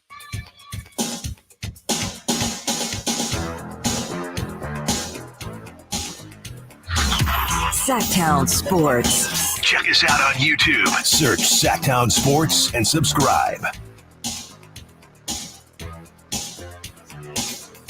Continuing our Kings player breakdown, and next up, Ellis Island. Keon Ellis. Chris, you have the stats. We will break it all down. Next up after that will be Davion Mitchell. But you know what? One of the bright spots on the season. I can't wait to give Keon a grade compared to some of the other players, but let's get right into it. Yes, Keon Ellis this year, like Alan said, was definitely the darling of the season. Definitely was a nice story to follow throughout the year. And we know how it went from getting his first initial minutes in that Houston back-to-back games, and then eventually solidifying himself in the rotation. He got a start and a win against OKC earlier in the year, and then definitely once Kevin Huerter went down, absolutely established himself as a key role player on this team. And going into next season, I don't think we know exactly what Keon's role is going to be, so it's going to be interesting to see how that all develops. This season in total, Keon averaged just under 5.5 points per game, 2.2 rebounds, 1.5 assists on 46% from the field. And here's a big one, 41.7% from beyond the arc, 26.7 touches per game. As a starter, Keon averaged 8.8 points per game, 3.5 rebounds, 2.3 assists. He shot 46.3% from the field and shot 40% from three. And ultimately, I think the big game for Keon Ellis was that last game, or the last home game against the Golden State Warriors in that play-in tournament, where a lot of questions were asked of, hey, would the Kings be able to survive without Kevin Huerter or Malik Monk in that game? Keon absolutely showed out. I think he hit 4 or 5 threes in that game, and ultimately, hit 3 threes. He was 5 of 8, had 15 points, 5 assists, 4 rebounds, 3 steals, 3 blocks against the Warriors in what might be, you could maybe consider, the best game of his season. I know he had another really big one right before the end of the year, but you could argue with the stakes of that game and the way he played, Keon Ellis might have had his best game when the Kings needed it most. He was a baller. Yeah. He was a baller. And from the very beginning, when they lost those fateful games in Houston and Keon showed up, you could just tell there was something different about him. As far as who he will be in this league, I think that all remains to be seen, but it's definitely a good start. And we've seen crazier stories. You know, it's not as if Keon would be the first guy to be a two-way G leaguer that kind of gets his start and then balls out. I mean, there's Fred VanVleet. The stories go on and on. We read that there is over 50% of players that are currently in the playoffs or when the playoffs started that spent some time in the G League. So there's no reason to think that this can't be a real thing, or it's not as random as it may seem. So I think we know that defense doesn't slump, and Keon's going to continue to get better defensively. Offensively, there's some question marks, but again, much higher than where I think we all thought he was going to be starting. And when you have a guy who is known, and he said in college he wasn't necessarily known as a defensive guy, so he was a bucket getter. So as much as we like what we've seen, I think that his ceiling is high in terms of what he'll be able to do offensively. Look for him to get into the lane more next season, to work on his handle, be able to distribute more, get those assist numbers up. But a very good start for Keon Ellis. Yeah, for sure. I mean, it was really just kind of interesting to see Keon's career develop because, we saw him initially in the summer league a couple of years ago. And he always kind of just looked like he was comfortable and definitely seemed like there was something there. His defense is always, definitely showed out, but it was a matter of where he would be offensively, what position he was, if he could get big enough because he was so skinny. And, ultimately, I'm not going to lie, I didn't think Keon was going to get a chance until maybe next year at the earliest, just because of how thin he is, really. Like, he doesn't look like he'd be able to, bang around with some of the NBA talent. But it was tough to not talk too highly of Keon because everything he was doing was so great and it was so needed at that time that, the way it felt like we were talking about him was he was somebody who, was going to be in the rookie of the year conversations and things like that. It was such a professional performance out of Keon for him to continue to just say, the offense is one thing. He shot 40% from three, definitely took care of that. But when people started to understand who Keon was and, he had a big game on TNT and all that, he didn't let it get to his head. He didn't become like I just got a contract. Like, now it's time for me to show you guys what I really got. Always played within himself and always just stayed Keon, stayed defensive minded and, would put up these crazy, 3 steal, 3 block games. And we just kind of became accustomed to it. From the text line 916, Keon is so awesome just because he makes Warrior fans so mad. Yeah, that is correct. That's another layer. But because what happened was obviously Keon went cold against the Pelicans, and Warrior fans who clearly don't watch a lot of Kings thought this was a one-off, and when really it wasn't. I mean, Keon had been shooting the lights out for basically a lot of the time that he came in once Kevin Huerter went down. And offensively, I think he's got a lot of room to grow, and he's a guy who is just a little bit too small to kind of be that wing shutdown that we know that the Pelicans and the T-Wolves have, but he is kind of a guard shutdown, and that is something that the Kings were also missing. And I would assume, Chris, that you thought that as far as the G League is concerned, the one guy that would be giving legit minutes is Colby Jones going into this season. If anybody. I didn't think anybody was really going to get a ton of minutes. I knew there was a chance for Keon, but we had been kind of, me, Brendan, and Frankie definitely to an extent were people who just were always fascinated with Keon. He was kind of always the Twitter hero too, a bit. It's the backup quarterback thing where the guy who's not playing is always the one that has to be playing for us to turn it around. And so Keon kind of became that a bit, but it was. I didn't think he would get the minutes that he ended up getting, and especially did not expect him to be. I think the consistency is kind of the crazy thing too. Not that he was super consistent. I mean, literally, like you said, I mean, he had a fantastic Warrior game and then really struggled against the Pelicans. And even in that OKC game where he was on fire, that was all in the first half and then the second half. But just the fact that, again, it felt like as expectations became higher and higher, because I would say, when he first entered, when Kevin went down, expectations were on the floor. It was, what are we going to do? Like, there's no way. Now we're in a position where we have to play Keon. I think it was the fact that I think by the end of the season, everybody was so comfortable with Keon being out there. And just to add a guy to your rotation, I think is huge moving forward. And the fact that I think Keon's somebody we can kind of put in pen, I would think, as a rotational player, I think is huge. When we return, we give Keon a grade, and so do you. Let us know what your thoughts are on Keon Ellis. What grade do you give him for this season? And next up, Davion Mitchell, Stiles and Watkins, Sacktown Sports. Trying to find out where to catch your favorite team's games? Are you a fan of the Kings, Niners, and the NFL? Well, Sacktown Sports has you covered. Touchdown! San Francisco! It's all on his shoulders. Cox locks. He fires for the win. He's got the triple. Catch all your Kings, Niners, and NFL games all year long on Sacktown Sports and SacktownSports.com. We see a lot of news about teens vaping, but teens see something else. Videos on social media that glamorize it and downplay the dangers of nicotine. How can parents talk so kids will listen?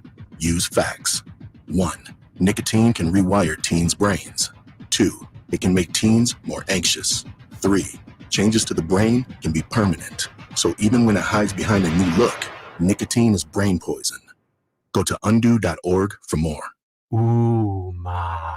What was that? That is business phone bliss with the Ooma Cloud phone system. It handles all our voice, video, and messaging needs. You sound very calm. I am. Ooma has everything I need to run my business more efficiently, like virtual receptionist, call routing, and video conferencing. And it starts at just $19.95 per month per user, plus taxes and fees. Ooma. Nice. Find your business comm at ooma.com/radio. Maida Chevy saves you $12,000 off MSRP on every new half-ton Silverado LT 5.3 liter in stock after rebates. Always 5 to choose from. Exclusive. All in-stock pricing at MaidaChevy.com. Together, let's drive. See dealer for details. Ends 5/31/24. It's been said an ounce of prevention is worth a pound of cure. And when it comes to a nice, cool summer, it's so true. Right now, get a complete air conditioner tune-up for just $59. Bonnie, plumbing, sewer, electrical, heating, and air. Bonnie.com. Some restrictions apply. License 696-355. Only one radio program captures the excitement of hunting and fishing as it happens. The award-winning California Sportsman with Sep Hendrickson. Only California Sportsman takes you where the action is. Live on the water, live in the blind, and live with the top pros and experts in outdoor sports. California Sportsman with Fishing Hall of Famer Sep Hendrickson is your premier destination for all things outdoors. Sep's Saturday Morning Outdoors. Ultimate Bass and California Sportsman. 5 a.m. to 8 a.m. Saturdays on Sacktown Sports 1140. Guys, are you ready to give up because you think you've tried everything and you're still dealing with loss of energy, poor sleep, weight gain, and even ED? Revive Men's Health Sacramento has local medical providers that offer low T and ED treatments customized to each patient's unique physical makeup. By working with a specialized compounding lab, personalized treatments are guaranteed, even when generic pills and supplements haven't worked. It all starts with your free comprehensive exam and consultation. Availability is limited. Book today, and for this month only, Revive offers qualified patients a free 1-month supply of personalized ED medication, plus a free ED treatment producing immediate results. The experts at Revive Men's Health Sacramento will work to provide the right treatment for you so you can show up as the best you in all aspects of your life. Call 916-365-4566. That's 916-365-4566. Or send them a private message at ReviveMen'sHealth.com. Country in the Park is back May 17th and 18th at Cal Expo with Brantley Gilbert, Dustin Lynch, Jay Cohen, Walker Hayes, and more. Tickets start at just $46. Country in the Park May 17th and 18th at Cal Expo. For more information, visit CITPFest.com. Brought to you by Kids Care Dental and Orthodontics, the Hot Tub Store, and Kettleman's. Sponsored by Xfinity. Enjoy the entertainment you love with the Xfinity Stream app. Turn any screen into a TV and take the entertainment you love wherever you go. Xfinity, we connect you to more of what you love.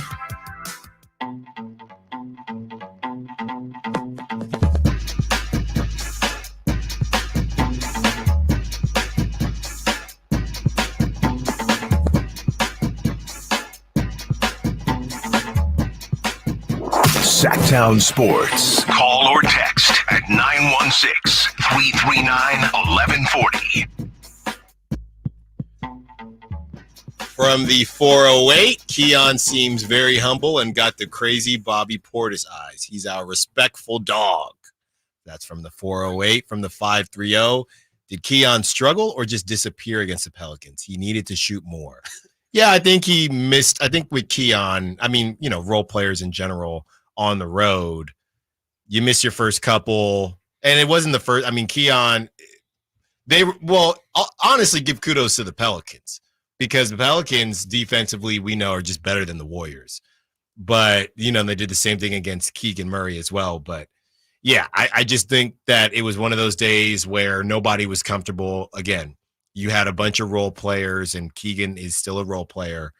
And you had Fox, Sabonis, and a bunch of role players, and role players do not typically play well on the road. The only chance they had to beat the Pelicans was to get red hot like they did against OKC and some of the other games that they had, and the Knicks, and learn from their mistakes and not give up that lead. But you weren't going to get if they didn't break away early. That game was never. I thought that game was over in probably the second quarter, just because of everything that we talked about. But we want to know what your grades are. Let's start with Chris. Let's start with you, then Nate, and then I'll go.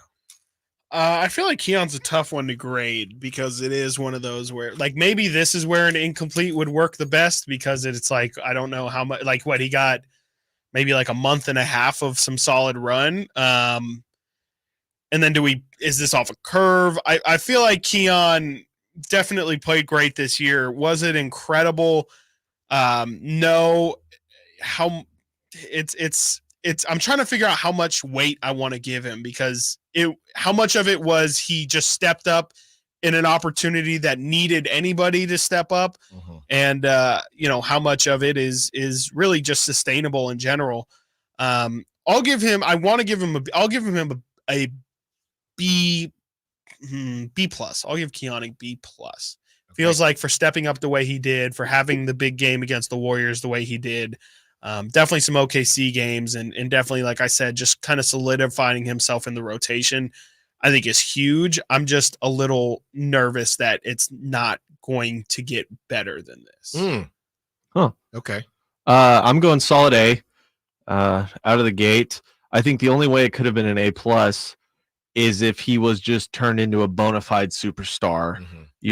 Obviously you have to start. This guy is just taking over, almost like Linsanity. Yeah. Like a guy just shows up out of nowhere and is just dominating the league in a total freak. Keon was great, but no one's denying he wasn't that. And it was kind of over the season. He was someone we were familiar with going in, as fans. It gradually fell into this role, and it took injuries. It took several things.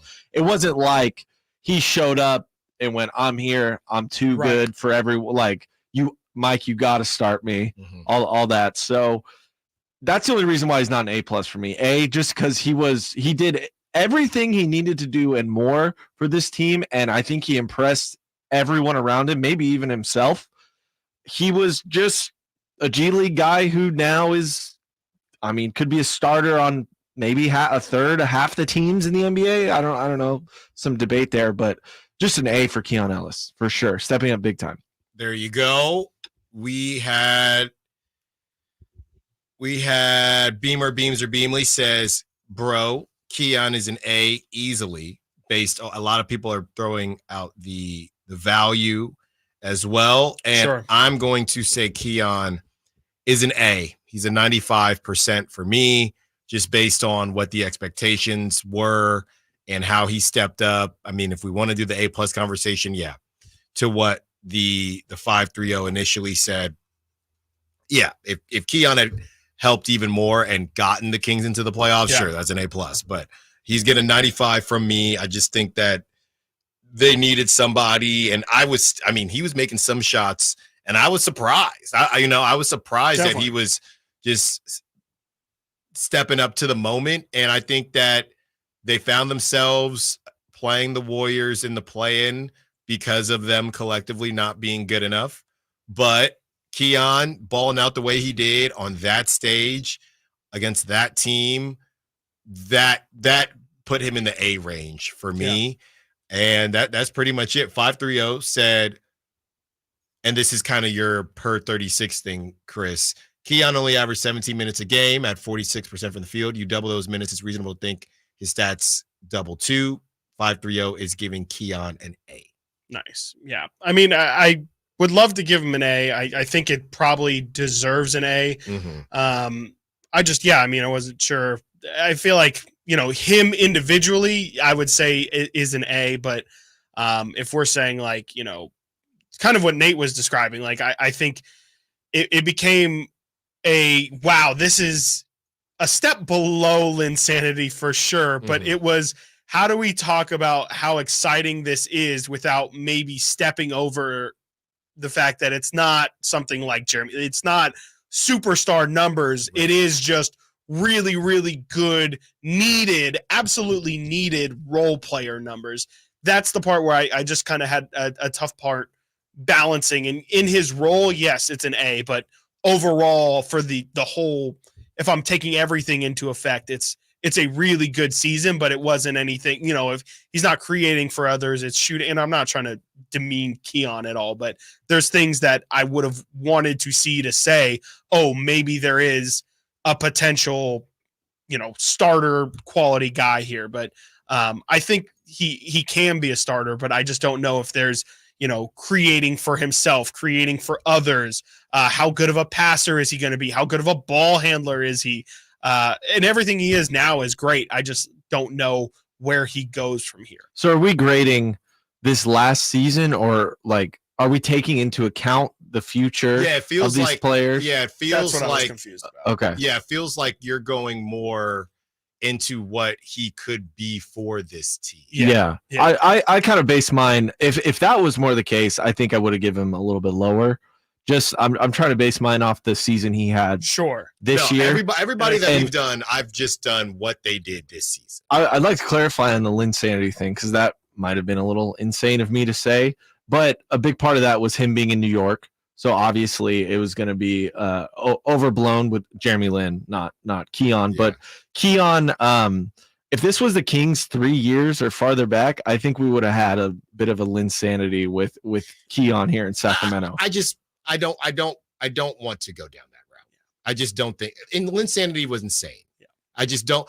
Locally though. I think to Chris's point, there are other teams with Keon Ellis stories. Mm-hmm. And this one was unique to the Kings. Exactly. That's why I'm not putting it in the – there are a ton of teams out who had a guy who showed up and balled out and like Brandon Ingram was a nice surprise, right? Yeah. A nice surprise versus, oh, my goodness, this guy could be a dog. Yeah. Eric Pascal. But for the Warriors. But I'm not – I'm just literally thinking about you were in Stockton kicking it.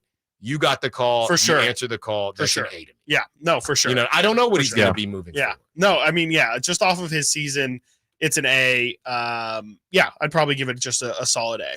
Mm-hmm. A- would feel like a little bit too, maybe a little bit too harsh. I can understand it. Maybe even just for the things that I said, it's not like he's doing all of these things. And right. Though we did see some creation from him for sure, but I don't know how much, again, I just don't know how much more there is to Keon. And I don't know if there has to be. He's a really, really good role player. And if he can be a 40% 3-point shooter and average a steal and a half per game, I don't think he needs to be all of those other things. But I'm just more so wondering how much of his potential has already kind of been maximized. Yeah. Not that there's anything wrong with it, because the guy, like I said, the guy he is right now is one of your 8 to 9 guys that you would definitely want to go to war with. But yes. Can he maybe solidify more of a starting role? I don't know if that's. I don't think I want him to. Yeah. I think that Monty hasn't done his job. If Keon is starting. It would have to be like a Thabo Cephalosha. That is not, or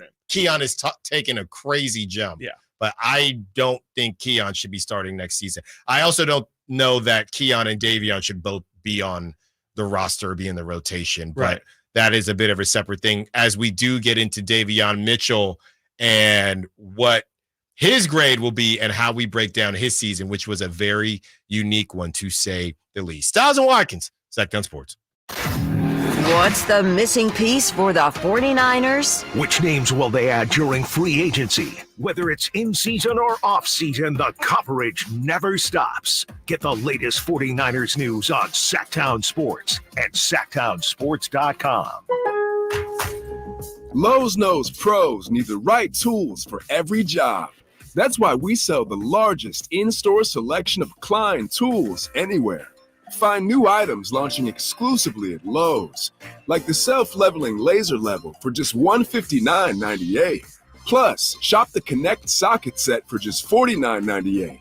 Get Klein tools in-store and online today, because Lowe's knows tools. Lowe's knows pros. Hey, pet parents. With Progressive's collision coverage, you get extra protection for your cat or dog, because there's nothing worse than seeing your pet hurt. Like when you see their face after accidentally stepping on their tail, and you say, "I'm so sorry, Mr. Pickles." But as you kiss his nose and rub his little belly welly, you know Mr. Pickles is thinking, "You betrayed me."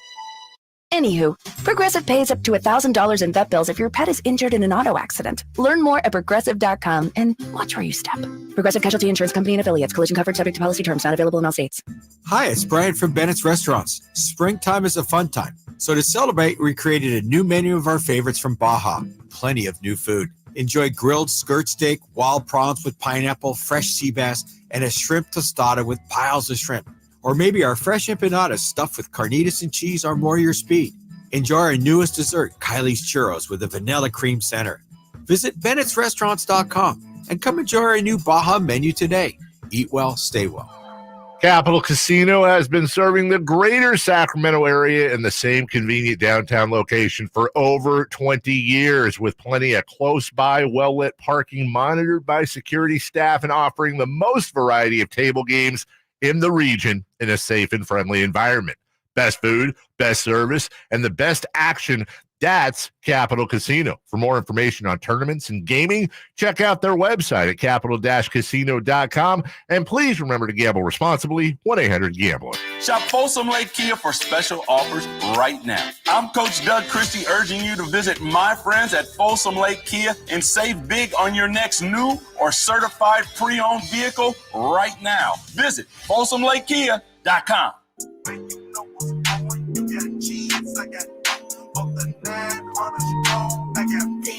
Live and local. Live and local. This is Sacktown Sports. Chris, I meant to ask you. What's up? He's a big fish. He wasn't on your list. Been connected to New York for years. Your boy, one of your boys, Donovan Mitchell, balling out. Did not lose in the first round this season.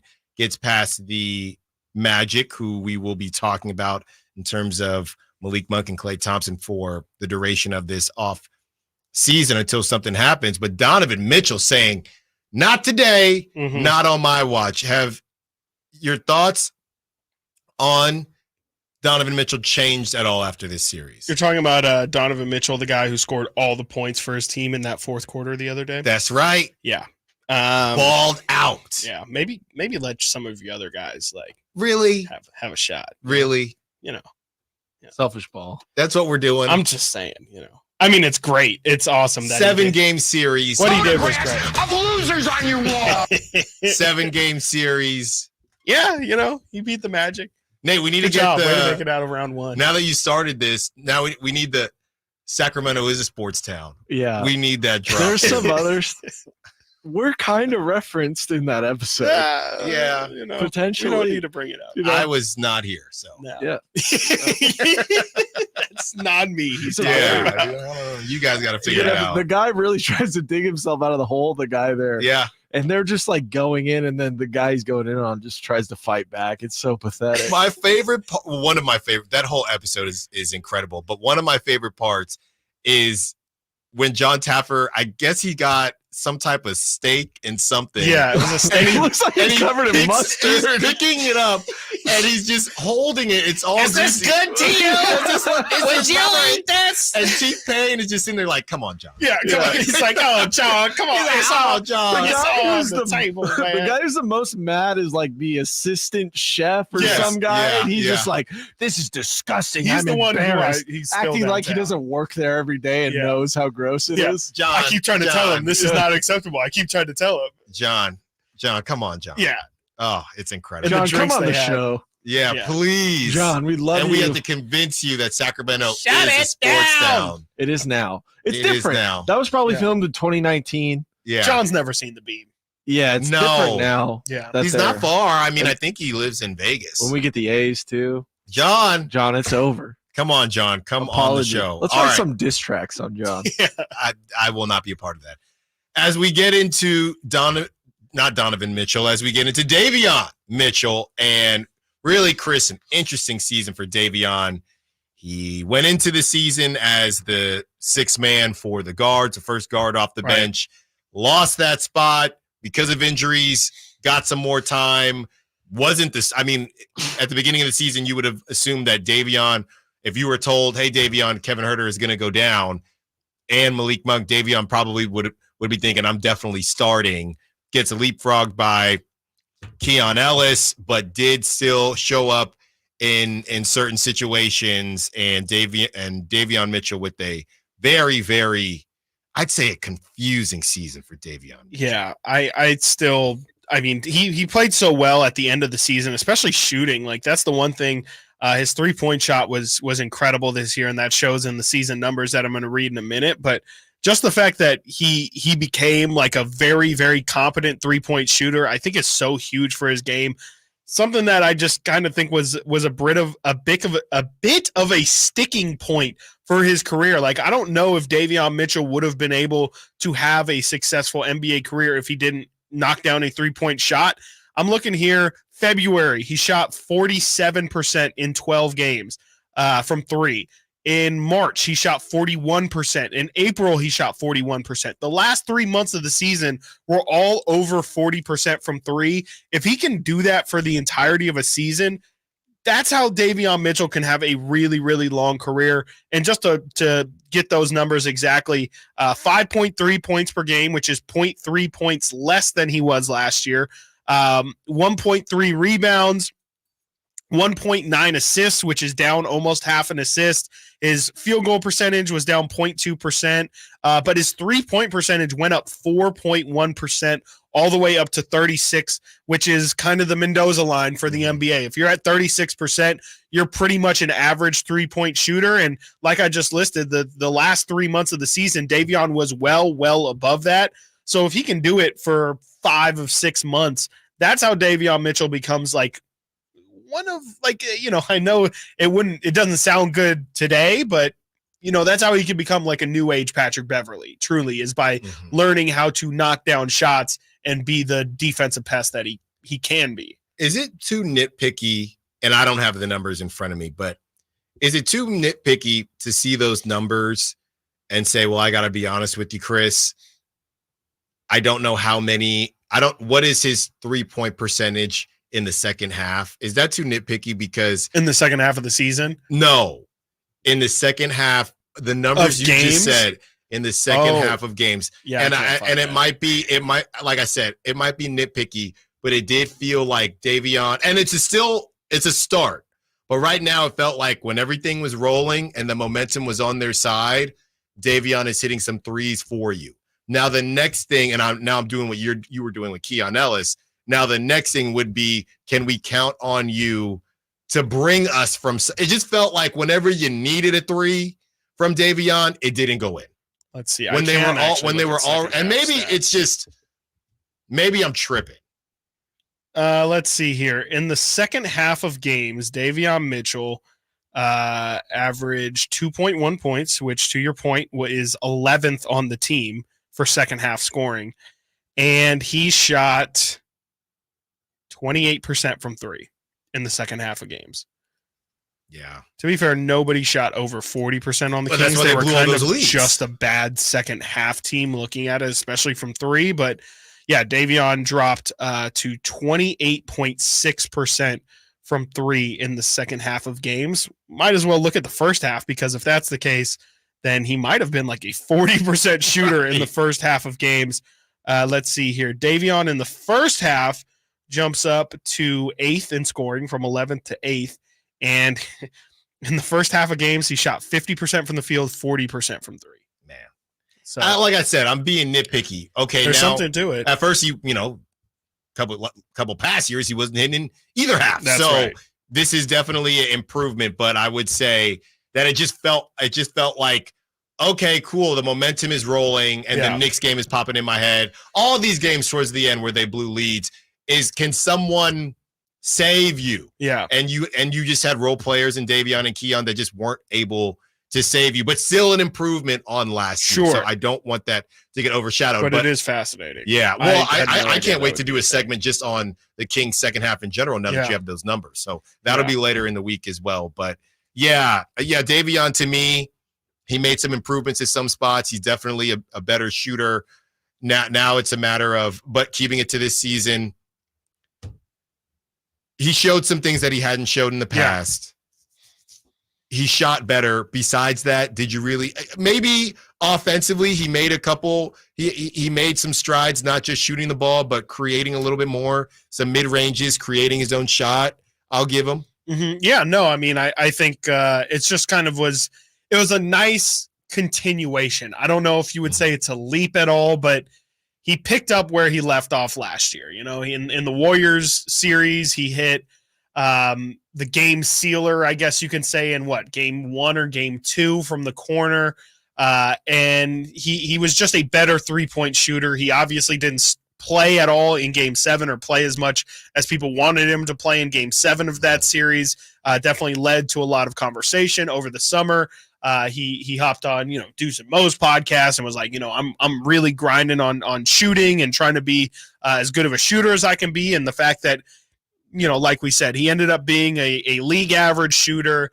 I don't know if he's really made strides in the playmaking department, but just in terms of comfortability, it feels like he's more knowledgeable of his role, I think now. He's getting to the cup a little bit. Yeah, and I think it's tough too when you're a top 10 pick and you're essentially your entire career has been asked to just come off the bench. Usually in that spot, you're kind of expected at some point to be given some sort of starting opportunity. And besides, 5 to 10 games where De'Aaron just hasn't been out there, Davion hasn't really gotten that chance. So I think it's taken a while for him to figure out how to be a bench player and not be a scorer, but yet still show value and show that your time is worth it. After this season with Keon Ellis, and then you got Kobe Jones, who even saw some time. Do you think Davion wants to be in Sacramento? Probably not long term.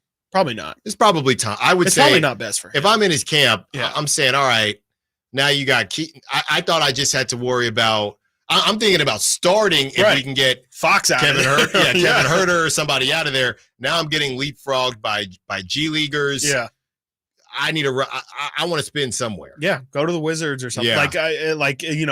That might sound disrespectful, but I do think Davion might be somebody who kind of needs to go to a bad team and figure out if that's the route he wants to go. He can definitely stay and go to winning teams and continue to play a version of the role he's playing now. And that's just kind of a tough way to live because you're shooting well now. That's great, but you see Buddy Hield, you stopped shooting, and I know Buddy had his redemption story and all that.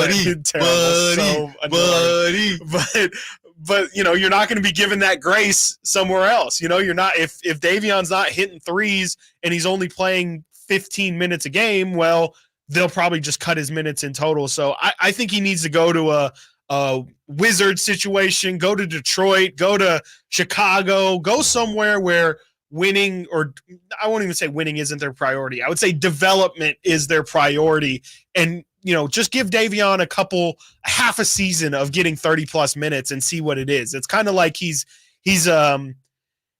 I think I like Tyus Jones more, but he's kind of in that Tyus Jones situation where he was fantastic as a backup in Memphis, but right now he's able to stretch his legs a bit in Washington. It hasn't really led to much success, but I think it's about showing, or at least finally figuring out, getting an answer to, am I a starting point guard? Am I a starter caliber? Right. And not just him, the rest of the league. Everybody, yeah. Right. The rest of the league and how he will be viewed to the rest of the league. When we return, we will give Davion Mitchell his grade, and we also hear from you on what he should get for this season. Stiles and Watkins, Sacktown Sports.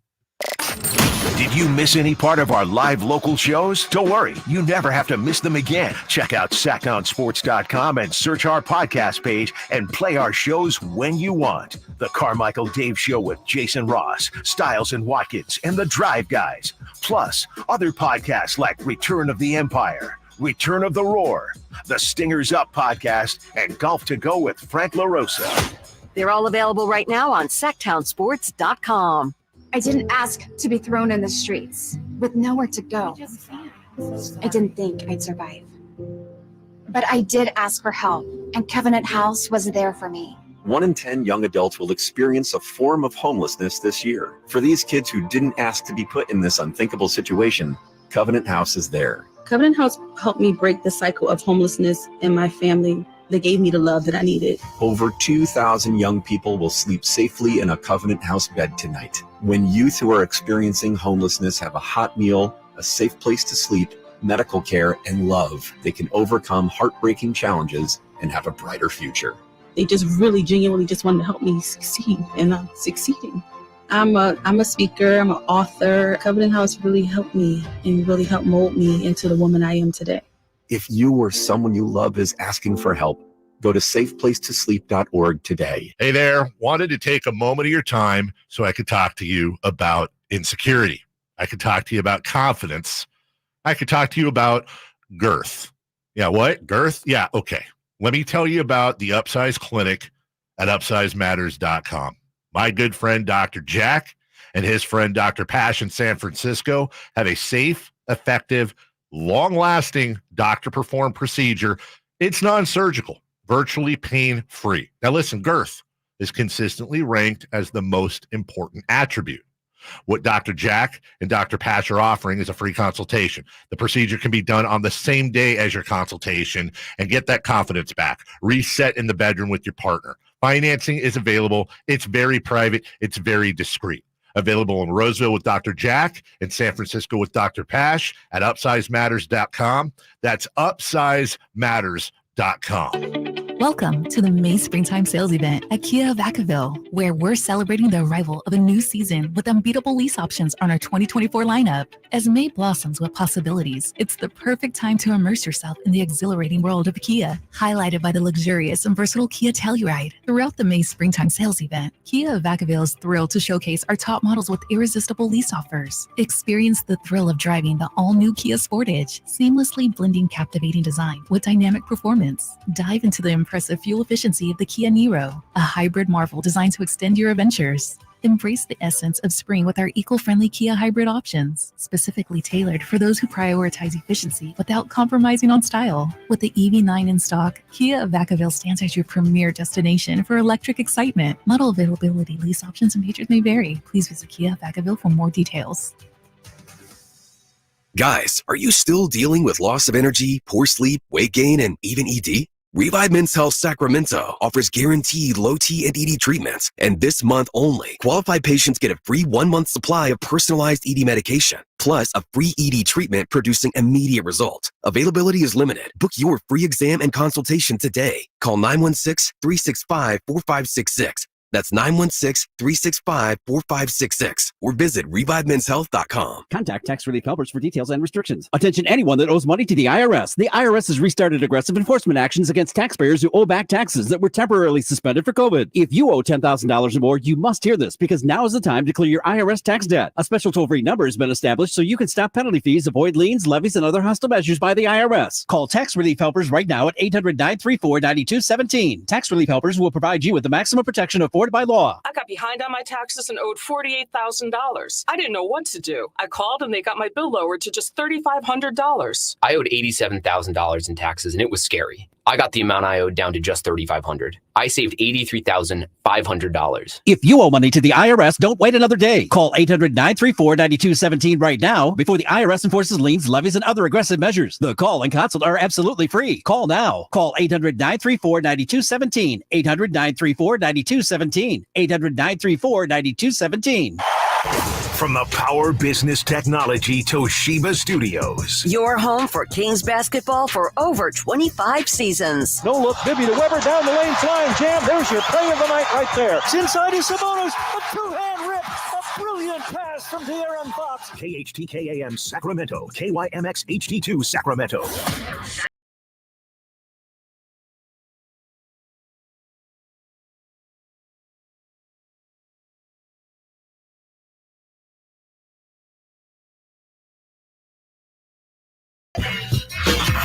Sacktown Sports. Check us out on YouTube. Search Sacktown Sports and subscribe.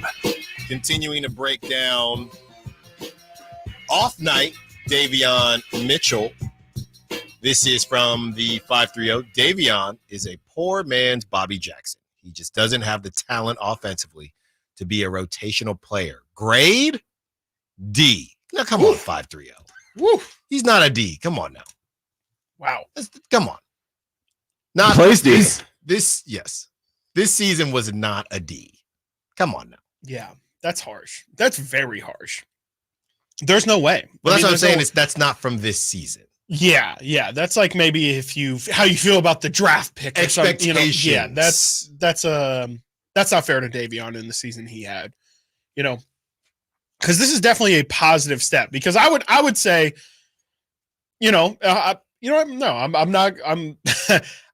Going into this season, I wasn't certain that Davion Mitchell was going to have an NBA career, or was going to be a solidified NBA player. Yeah, and I don't think it was that crazy. I think there was a lot of people who had hope, but based off of just performance, I don't think Davion had shown 100% enough to be guaranteed. Oh, there's going to be multiple teams who are going to seek out this guy's second contract. I feel like that after this season, we got a lot closer to Davion being there, if not almost guaranteeing somebody will give him a shot. I think if he would have had another stinker, if he's still shooting 33, 34% from three, someone's just going to say, look, I can maybe try out campaign. I don't know. I can get somebody else who's going to give me those production, those kind of numbers, and, we'll figure it out. I feel like with his steady growth here, I think it's enough to validate. I even think there's a possibility that he would stay here in Sacramento, but I would think that there's at least a much greater odd that he's going to find another place that will at least give him a shot. Well, that is what I wanted to bring up. Do you see a world where next season? Yeah, and this can't be possible if you re-sign Malik, but let's do it. If you re-sign Malik, do you see a world where Keon and Davion are all three of them are in this rotation? Because I don't. Yeah, that'd be pretty tough, right? To find those minutes. Because Kevin too. I mean, assuming. I mean, we don't know how it'll Carolina Reaper. You keep Malik Monk. I gotta eat the Carolina Reaper. No moves are made. Yeah. Yeah, I would think it'd be tough. And the next logical question would be who's the odd man out, and I would probably guess it'd be Davion, right? It'd have to be. Right? Because Keon's signed to another, I think, 2 years. Davion's got, his contract's essentially expiring. You just re-signed Malik in this case, so he's clearly, if anything, Malik's getting more minutes than ever in this situation. I would think so. I would think it'd be tough because, at that point, Davion's kind of like in a lame duck season where you have Keon locked up. You just lock up Malik. There's not really time for Davion to find his way into this situation. So, I would think that it'd be tough if Malik comes back for Davion to also come back. If Malik comes back, there's probably a good chance that Davion gets thrown into with HB or with Kevin Huerter. And that's not sourced at all. That's just my read on the situation just because of what you just laid out. All right, let's give our grades. I'll go first this time since I went last on Keon for Davion Mitchell. It's a tough one. It's a really tough one. Feels like you can almost go any grade and probably be able to argue it. Because what's funny is besides a D. when Mike Brown was asked about Davion balling out towards the end of the season, Mike Brown says, well, he's just getting more playing time. Yeah. I wasn't playing him. Right. But were you not playing him because you didn't think he could do the job or because he wasn't doing a job that you thought that he could do? Yeah, this is a tough one because it's what Davion could be versus what Keon could be and the length that Keon brings. Davion does it. It's tough, but for Davion he stepped up. You did get leapfrogged by Keon. You weren't starting with Kevin Huerter out. It took Kevin Huerter and Malik Monk getting hurt for you to find Give us minutes. a letter, Alan. Come on. Let's get that letter. It's tough. It's tough. I'm really stuck with Aaron on the sack chat. Davion is a B-, C+, but I gotta stand on something. I'm not gonna fence it. I'm going B-, but it's an 80. It's an 80. Yeah, it's. I'll go with you on a B-. He did just enough for me to feel more positive than overall negative. Because you're right, like you just said it there. We forget, or at least I forget, he was completely in and out of the rotation. I mean, to a point where, exactly like you said, he was fully out of it. Like he was not getting minutes at all for maybe like a week and a half. And was he not getting minutes because he wasn't playing well? Right. Or was it a little bit of, we know what Davion is. Yeah. We don't know what Keon is. I'm trying to think back in the day when De'Aaron Fox initially got hurt, that Houston series. Did Davion started that first game, or did he even start that first game? The Houston games, he started both of the Houston games. So those were the last two games he started. Those were the two opportunities where Mike Brown said, I'll give you a shot. Yep. What he was looking for from Davion, I don't know. Yeah. Clearly, he didn't see it. No. So they won one of them? No. They lost both, right? They lost. He started the Golden State game, which Clay hit the game winner. They lost. He had 13 points. He started both the Houston games. They lost both. He had 7 points in the first, 5 in the second. I remember. He was 3 of 7 in the first, 2 of 11 in the second. Now, if Davion plays the way he played at the end of the season at the beginning, do we even see Keon the same way? I don't know. Yeah. But we can't play that game. We just have to play with reality. So I'm giving him a very weak B-, literally an 80. I'm looking at it here. He finished in double digits 12 games this season. He had 10 or more points 12 times this year and had under that in let's see, he played 72 games, so in 60 other games. He had 60 games. Is that more than last season, though? Off the top of your head? Probably, if I had to guess. It's tough. After you said that, B- seems very generous. Seems like you're being very generous. Well, I mean, it's not just offense. You know, Davion's thing is definitely defense, and he still provides the defense. It's just, it's tough when you're his size. I think, because I do think he gave good minutes, and by the end of the year, he had it pretty much figured out. But I just don't. Kind of the same thing we said about Keon. Like, even when Davion's season was great, like, I don't know, or good, or the best that it was, I don't know how good that actually was, or if it was just, again, expectations were pretty much in the toilet once Kevin and Keegan went out, or Kevin and Malik went out, and they did step up and provide something, but it wasn't necessarily like that bench in that New Orleans game was completely irrelevant, Yeah, I mean, we've compared him before, but essentially you got to be Jose Alvarado. What's Jose? The ninth man off the bench, maybe, something like that. Yeah. So, but he comes in and he's hitting threes and create chaos, making an impact. JTA. So it's just hot. Yeah, you're probably right, Nate. I'm probably being a little nice to not give him a C+. But I think an 80 is fine. What are you at, Chris? I don't know if you. I said a B- as B-? well. Yeah, okay. I think a C+ is definitely justifiable. But again, I think that it's important to think about the fact that this was, regardless of what you think about the season as a blanket, it was an improvement from where he was at before. And I think the fact that he did take a step up, I think is acknowledged well in an 80 B-. Yeah, I guess, I mean, I don't have the ammo to argue with you on that. It just didn't feel as positive as I guess it was. I personally, I might get dragged, maybe C-. I'm sitting in that area just because, yeah, I mean, his tenure's almost up with the Kings, right? Mm-hmm. Like, you know, he's probably not going to re-sign here. He's not going to get a chance with Fox and now with Keon, and depending on what happens with Monk, all this stuff. If you get knocked out of the rotation, those 2 losses to Houston are devastating when you got to start, arguably, like the 4th worst team in the NBA, right?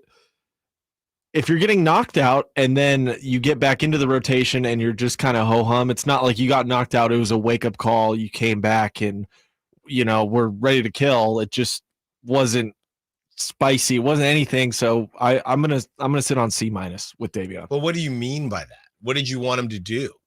To come back and play at a higher level offensively. There were stints where he just wasn't getting any time. I mean, I think you and the 5-3-0 as well. I do think it's hard to separate what Keon had or what Davion has been, and specifically this season. Yeah, maybe I am thinking too much about the future too. Like I'm arguing against my previous argument, you know, because I look at Davion and when Mike said himself he was not getting time. I think that they went into the season with a fairly short hook on Davion. They had Colby Jones waiting in the wings. They had Keon Ellis waiting in the wings. And essentially they drafted Davion, and I don't really know what they expected, to be completely honest. Yeah. It was a miss. Okay. It was a miss. They're trying to save the miss. They don't really know what to do with him. Now this kid Keon is balling out as well. But based on the opportunities he was given, that's what I'm basing it on. I don't see a future. Like I said, they got too many guards. Yeah. You know what I mean? So I don't necessarily see a long-term future in Sacramento for Davion.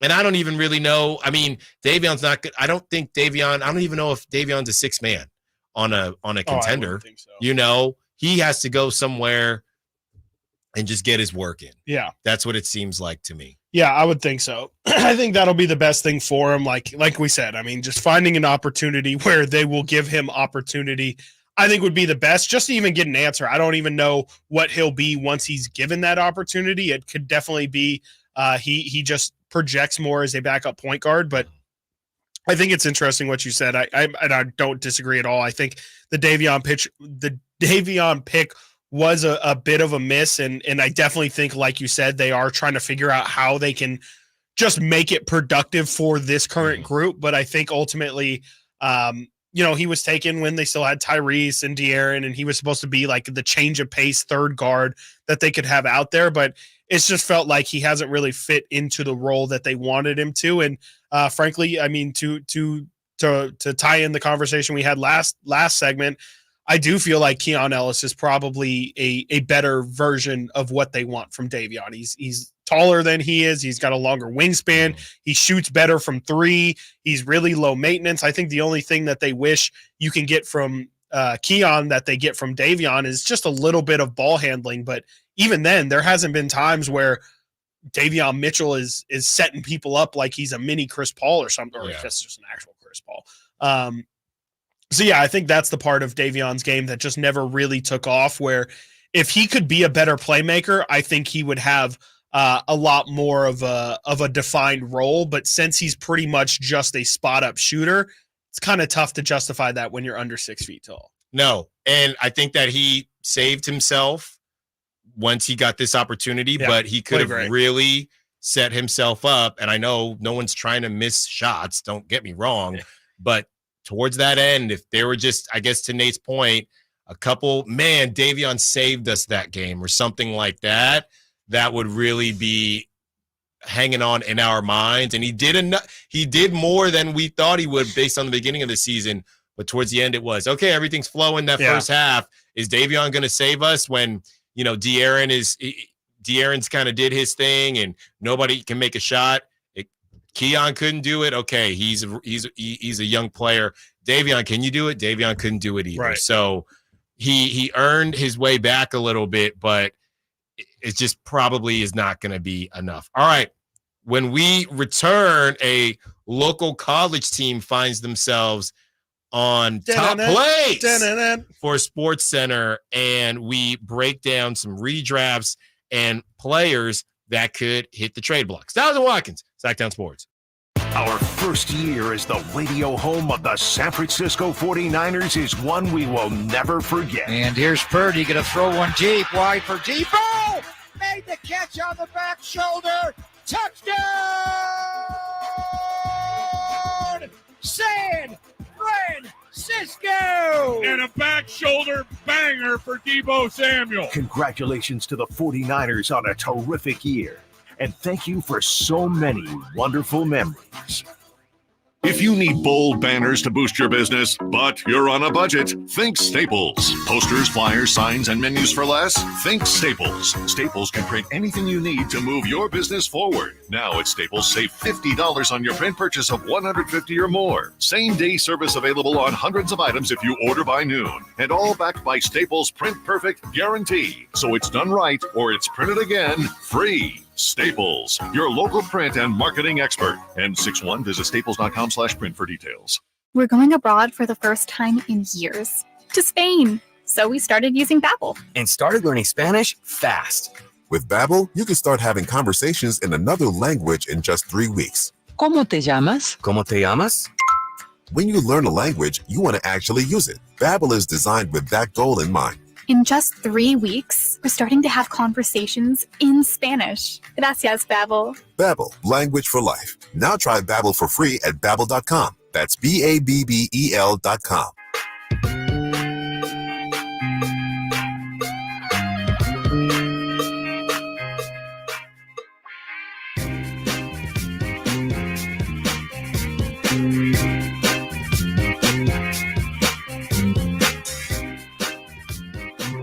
Sacktown Sports. Call or text at 916-339-1140. Shout out to Top Plays and UC Davis. Get right in time for the college baseball season to really heat up. Noel Valdez finds himself not just on SportsCenter Top Plays. He was the number one play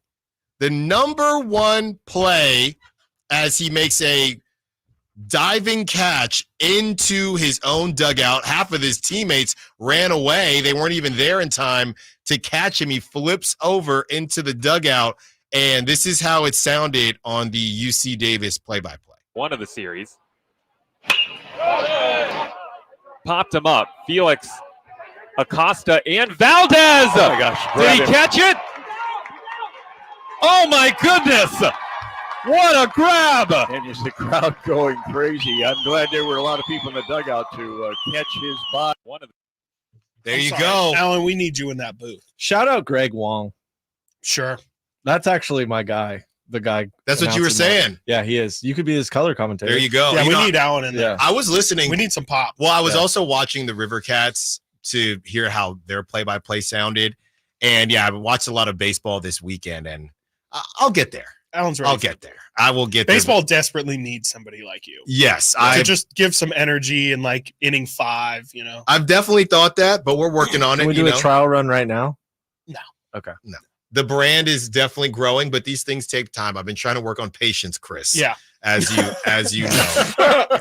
What is so funny about that? You have. Is that you legitimately have been working on patience. The kiddo definitely whether you want helps to or with not. that. Yes, whether I want to or not. So shout out Noel Valdez with, people are calling it a catch of the year candidate. Yeah. The UC Davis Aggies are 20-14. So wow. I don't know that. I don't know what are they in the Big West. I'm not Big sure West, if the Big West, if everybody gets into the tournament.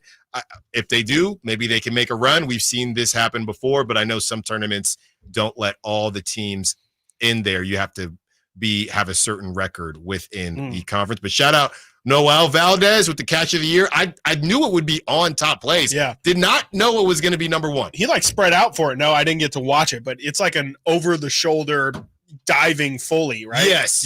Full extension. He's like a step away from the dugout, catches it, and he can't stop himself and just flips on in there. So shout out to Noel from the 209. Oh, you'll love this one, Chris. Oh, boy. Off-season, baby. Okay. Off-season. From the 209, my hope is we can send Davion and a second for Russell Westbrook. Clippers need a change, and Westbrook could give us toughness off the bench. Yeah, Westbrook, he posted something on social media, one of those, I want to set the record straight about his time. To be honest, I didn't read it, but it sounds like his time may be done in LA. It's just a mess out there. Yeah. So Davion and a second for Russell Westbrook. I mean, Davion, his 3-point shooting is getting better. So 209, you're sacrificing that to get the toughness from Westbrook. And Westbrook, you're getting the toughness from Westbrook and his creation. You're losing Davion's age and his newfound 3-point shooting. Davion in a second for Westbrook, Chris. And all that comes with Westbrook, by the way. Okay? Are you doing that deal, Chris? Even better, you don't have to because he's a free agent. He has a $3.9 million player option. I have a list of free agent targets that I don't think we're going to be able to get to today, but maybe we can reveal it tomorrow. Mm-hmm. And Russell Westbrook is definitely on that list. So I am for the Kings adding Russell Westbrook, but the good news is you don't have to do it via trade because he's more than likely going to turn down that $3.9 million player option. The question when it comes to Russ is maybe this can be how we spend the rest of the segment. What is Russell Westbrook's value at this point? Because this is the exact kind of situation where he still thinks he's a starter. He still thinks he is Russell Westbrook MVP. I think he does. A starter. I think he feels like I've taken this sacrifice. I took a back seat in LA to make it work. Look what happened. I need to be back in a starting role where I have impact because I'm not a bench player. And how many situations can Russ walk into besides that Clipper situation? He's 35. And you can realistically say he's not the starting point guard, though. Where is Russell Westbrook going to go and say, you know what? Yeah, Darius Garland, you are better than me. But he is. It doesn't matter. No, he's not. You're saying Darius Garland. Yes, it might be a fact, but you know who doesn't think that's a fact? Number 0. Yeah. And that's been the problem with Russ. I don't want Russell Westbrook anywhere. If he's a free agent, he's going to sign somewhere where it's going to give him the most opportunity. Then get ready to learn how to speak Detroit. Yeah. Because you're going to the Pistons. Maybe. Yeah. I would like him here in Sac. I think they could give him a pretty decent role, especially if Malik comes back and is in the starting lineup. Russ is their 6th man. Give him 25 minutes a game. Might not always be pretty, but I would just think, and it's not the reason Russell Westbrook would benefit the Kings, not for anything everybody would tell you, the tenacity, all that stuff is, whether it's true or not, whether it's helpful or not, really doesn't matter. The reason Russell Westbrook would be joining the Kings is paint touches. He would be somebody who, spray time. Yeah. Spray time. That's all it would be about, because nobody can get to the rim, regardless of finishing or whatever. But nobody can bulldoze themselves to the paint like Russell Westbrook can, and then all we need is the spray out. But what about the paint touches when they're 10 feet away from Westbrook because he can't shoot? Paint touches are all created equal. Paint touches are paint touches. The thing is just collapsing the defense. So as long as the defense is in the paint, you won. That's all that really matters at that point. And, if Russell Westbrook has a full steam ahead to the rim, people are going to sag off. It's just going to happen. So you'll have to live with a lot of frustrating non-sprays where Russ is going to say, no, I got to establish, I'm going to attack the rim. If everybody thinks I'm going to pass it, nobody's going to do it. So you're going to have to deal with some of the head scratching Russell Westbrook plays. And, I don't think anybody here in Sacramento has flowery feelings for Russell Westbrook. So you'll probably have to deal with a lot of the antics. Did he even forgive them for the sounds that they played? That's right. Yeah, you told his eyes. Yeah, probably not. He probably still resents it a lot because we know he doesn't forget disrespecting his name. So, that's going to have to be something that we'll have to cope with. But I could see Russ being a decent impact player for this team, just at the right price. Because again, if Russell Westbrook wants the $12 million player mid-level exception, I don't want to throw that on Russell Westbrook. I'll give him, $5 to $6 million, but I don't want to give him essentially the money that you should be giving to whoever your new sixth man is going to be. We have, and also James Harden has a player option, but sure does, I know he's going to want way too much. Yeah. From the 916, we got to fact check this. Westbrook owns several car dealerships in Sacramento. Mark it down. He will be here. Can we fact check that? What? Can we fact check that? I just don't know why that would be true. Like what? We need sources like Kendrick and Drake. Who's your source? 916 Sacramento. Why would they tell you that? Car dealership. Here's what I'm seeing so far. He has 10 car dealerships in Southern California. Okay, that's for sure. I'm not seeing anything about Sacramento. Southern California makes a lot more sense. Yes, clearly. Of course, that makes more sense. All Interesting. Right. Okay. Maybe we'll find him, 916. Yeah. All right. When we return, an almost Niner reveals why he snubbed the Niners when you thought the pen was going to hit the paper. Also a friend of the show, by the way. And a former Niner sounds off on not getting enough opportunities. Then we get back into some sports talk about the Kings. Stiles and Watkins, Sacktown Sports. You never know what you might hear when listening to a Sacramento Kings game. Out of Keegan, going for another triple. Man, is he feeling it. Keegan, can he do it? Yes, there's number 11, Keegan Murray. Keegan steps back. He just knocked down his 12th three-pointer, a Kings franchise record. He's got 45 points. Never miss a moment of Sacramento Kings basketball with Sacktown Sports and the Sacktown Sports app. This statement has not been evaluated by the FDA. This product is not intended to diagnose, treat, cure, or prevent any disease. When it comes to my lifestyle and diet, I don't always make the smartest choices. Touchdown! Woo! Hey, how about another round and some more chips? But when it comes to taking care of my liver, I do make one very smart choice. Active liver tablets from New Nordic. I used to have real issues with my liver, and at my last checkup, my doc was concerned about my numbers. But since adding a once-a-day active liver tablet, my gut's better, I feel great, and my doctor's happy.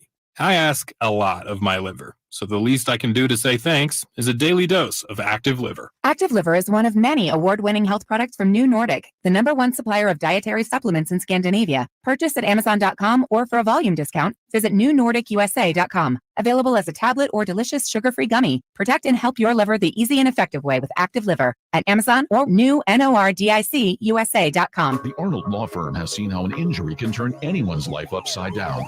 Whether it's a slip and fall, a car accident, or any other kind of injury. For almost 50 years, the Arnold Law Firm has been here to help you through the entire process to protect you and your family. If you are ever injured or in an accident, call the Arnold Law Firm.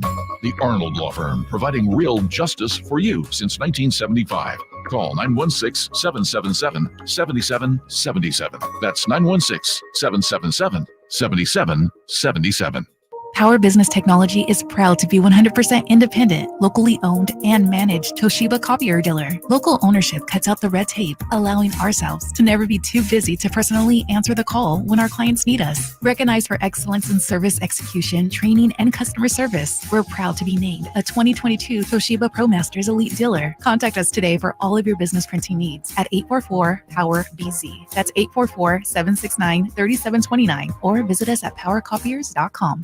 Hey, it's Carmichael Day for my good friends at American Energy. Now, I've told you this before, but this is what we call extending a good deal. Right now, American Energy Heat and Air is offering an HVAC diagnostic for $99. Oh, wait, I'm sorry. Never mind. They're offering it free. It's a $99 value, but you get it for $0. Let the American Energy team test your system connections and all the moving parts of that system to ensure that it's functioning properly. Now, this is a limited time offer. Call today to schedule your appointment at 916-520-9990. Speak to the company that has an A+ rating with the Better Business Bureau that's been making the greater Sacramento area proud since 1981. 916-520-9990 or AmericanEnergyAir.com. Tell them Carmichael Dave sent you. Call 916-520-9990 now.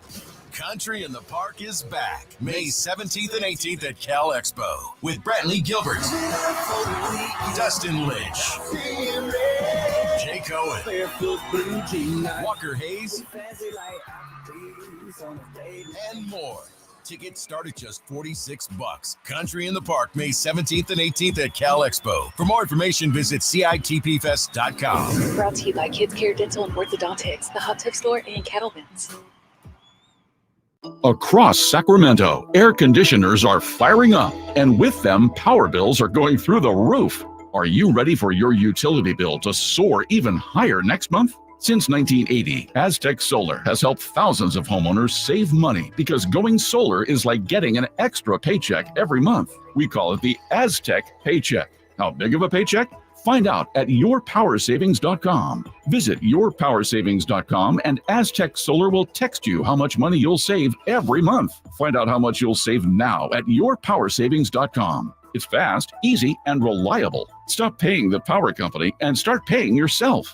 Looking for a deal? Here's a timely offer from Aztec Solar. You can own a solar electric system for just $99.95. Cash price after incentives. Don't waste another dollar. Visit yourpowersavings.com and keep your money where it belongs, in your pocket.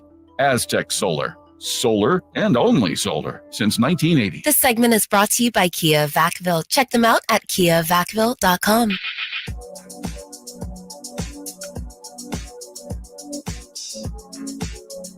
Live and local. Live and local. This is Sacktown Sports.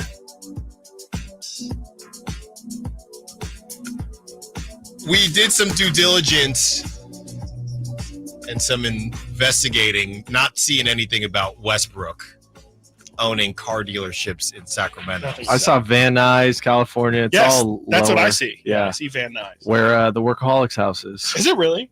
I went, Isn't it supposed to be in Rancho Cucamonga? yeah, but I went there when I was in high school.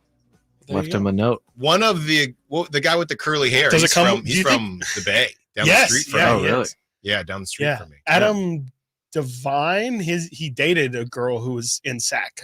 They went to a couple Kings games. He put my phone number on Instagram, and I got all these calls in the middle of the night. I'm sorry? Yes. Yep. When I was like 15.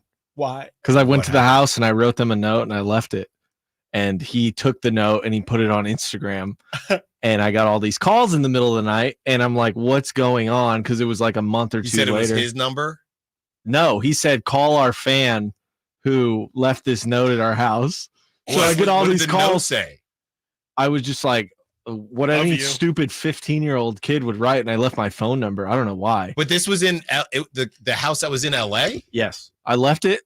I woke, a month or two late, don't even know. Get all these calls to wake up.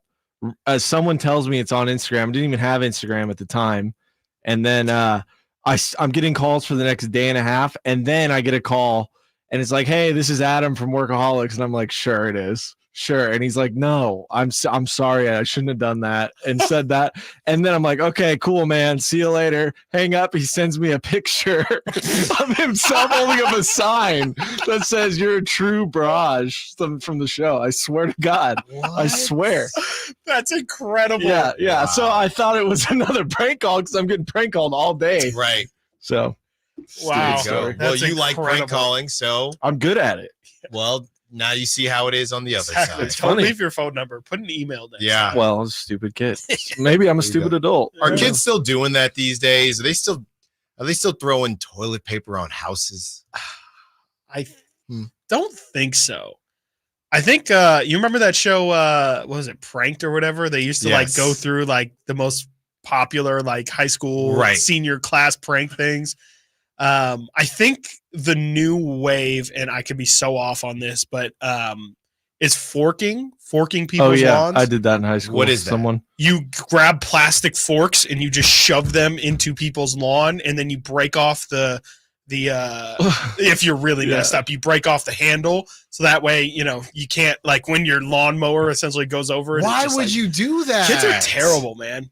Kids are really terrible. Wow. Yeah. I did that, and my friend at the time hated pickles, like deathly afraid of them. So we put some pickles on his lawn, and he still has a Facebook post about it from like 15 years ago. That's like someone put pickles and forks Real all over my funny lawn. guys. Wow. Just some naughty stuff. Yeah. Huh. Yeah. TPing would I lived out in the boonies, so I didn't have friends near me that would TP, but it always seemed like just not that like I would be really upset if my friends TP'd me because I probably would have had to go pick it up. And I got caught with an older crowd. It was a sleepover, and they were a year older than me, and they said they were going to go do this, and I never actually threw. Right. So I was square. How old were you? I was in 7th grade. They were in 8th grade. Yeah. That's not even bad. Like the toilet paper thing. That's around that age. But yeah, the cops got called. Yeah. Really? That's stupid. Oh yeah. Yeah, I got a couple off air trying. I mean, to it wasn't. If you get caught, it clearly wasn't an efficient mission. You should never get caught. That's a good point. Right? And it wasn't. It was almost real quick. It was one of those things where we have to do it because it's what we do. Yeah. But nobody really wanted to do it. And if you're not dedicated, if you're not committed, you get caught. It's And so that's funny exactly what how 7th grade and 8th grade, you're like, these kids are so much older than me. It's like 6 months apart. It's still to this day when I watch Hey Arnold, this is 4th and 5th grade. Yeah. They're only a year. They're in 5th grade. It's You watch ridiculous. Twilight, they're supposed to be like 15-year-olds. Yeah, like there's 20. come on. Yeah. Please don't get Dave started on Twilight because that actor, he just That's cannot right. Yeah, stand. Robert Pattinson? Yeah, No, Batman? no, Kristen Stewart. Kristen Stewart. He is not. He went off on Kristen Stewart on Friday for no reason. He is not a fan, and most Niner fans are not fans now of Eric Kendricks and Willie Snead, who had two separate things to say. We'll get to Eric Kendricks first, who we had on our show. Yes. During the Super Bowl week, and thought that he signed to the Niners. Apparently, pen never touched paper and ended up going to the Cowboys, and he explained why. Yeah, he said, quote, I think I would have taken more of a reserved role in San Francisco, whereas I feel like I have a lot to give and wanted to be here and be a middle linebacker. I wanted to share my experience with the team, share my leadership abilities, and command that huddle. Eric, I believe, signed with the Cowboys this offseason after, kind of snubbing the Niners a bit there. And Nate, actually, you're probably the person to ask. Like, what do you think about Eric's, excuse there? Like, do you think, obviously, Fred Warner's there. He's got the green dot. Does that seem to track for you? Yeah, no, I don't blame anything he said. He's not in the wrong for anything he said. It's not. I don't feel like it's a shot at the Niners. I think he's pretty much completely right. Like, he wasn't going to get a great shot here. He was a holdover for Dre Greenlaw. Now Oren Burks is gone now. You still got Flanagan Fowles there. Obviously, Shanahan and Lynch like their guys. I know you got a new D coordinator this year, so who knows to be different. I don't blame him. I don't blame him at all. It's not like what, Willie Snead said. As we can get right on into that, Willie Snead, now this was a little bit different. He was with the team for a couple years, and Willie Snead decided to come out and say some things. He says, all I want is to go to a team that isn't afraid to let guys compete for a roster spot. These last 3 years been nothing short of entitlement. That's what he posted on X/Twitter. And he continued to say, he said competition breeds champions. My last year of actually playing consistent ball was 2020. My numbers were better than half of the free agent receivers this year, and I was in a run-heavy offense. Every year after that, I probably had a total of 30 snaps in 3 years. That's crazy. Photographs of losers on your wall. So a lot of people are not happy with Willie Snead. Some people understood. I think I saw, I don't want to misquote him, our guy Larry Krueger say that he understood where Willie was coming from in some aspects. And then the other side of it was, well, Willie, who is it that you are mad? Are you mad at the Ronnie Bell snaps? Where did you think you were going to fit in to this scheme? Dude thinks he's Brandon Ayuk, I guess. I don't know. Like, is it the Juwan Jennings role? The Juwan Jennings that role gets him upset? I personally think it's Chris Conley. Sure. Willie Snead right now is 31 years old. Chris Conley, the one ball he That's caught. what I was going to literally, say. yes, literally, yes. But Chris Conley was the one getting runs with the injuries happening throughout the season, and then Sure. Chris Conley in the playoffs, whatever. I think Willie Snead is just being a jerk. I think he's upset that he's getting old, and he's just what? Am I not allowed to say that? You are. You can say what you want. Yeah, I think he's just upset that, it's hard to accept the point he's at in his career. And he's never been like a baller. He's been like an okay second or third option. But for him to say that is just like, all right, I think you're just scraping the barrel for excuses here. But this is what we like about athletes. You're supposed to think you're the best, right? That's Mamba mentality. Yeah, sure. I don't have an argument against that. Yeah. No, I just you can be a little delusional. I think he's totally delusional on this point. I don't think it makes sense that he just kind of showed up. But didn't he kind of ball out? Correct me if I'm wrong.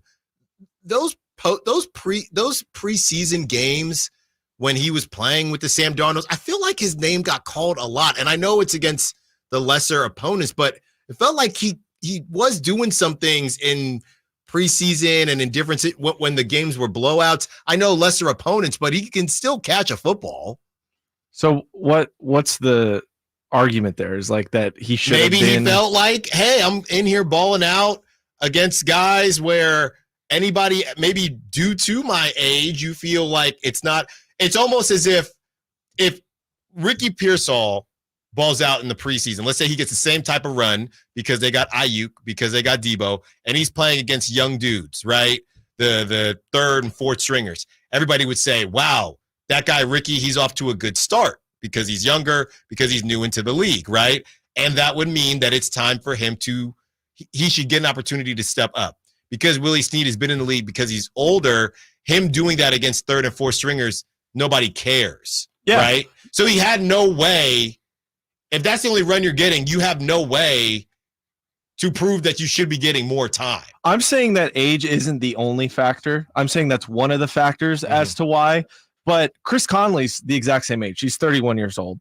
It just didn't work, my opinion. It didn't. He's taller. Yep. And everyone knows that's what matters the most. And doesn't Willie Snead kind of have to say this too? I mean, if he wants to get another contract, this is the excuse that he has to use. It's not that he's washed or that there's something wrong with him. It's no. It's what every athlete says when they don't get playing time. Oh, coach played me. Coach played me, bro. Since high school. Exactly. It's always, the situation I was in wasn't right for me, but I was, there's nothing wrong with me. It has nothing to do with me. It has everything to do with the people who aren't actually playing football.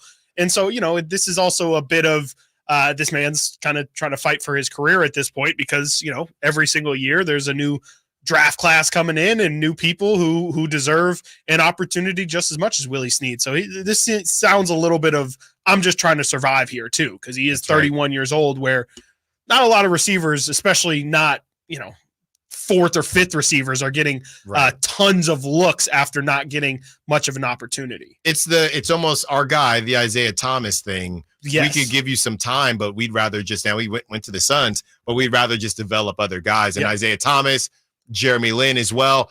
I can play. It's not that you can't play at this level.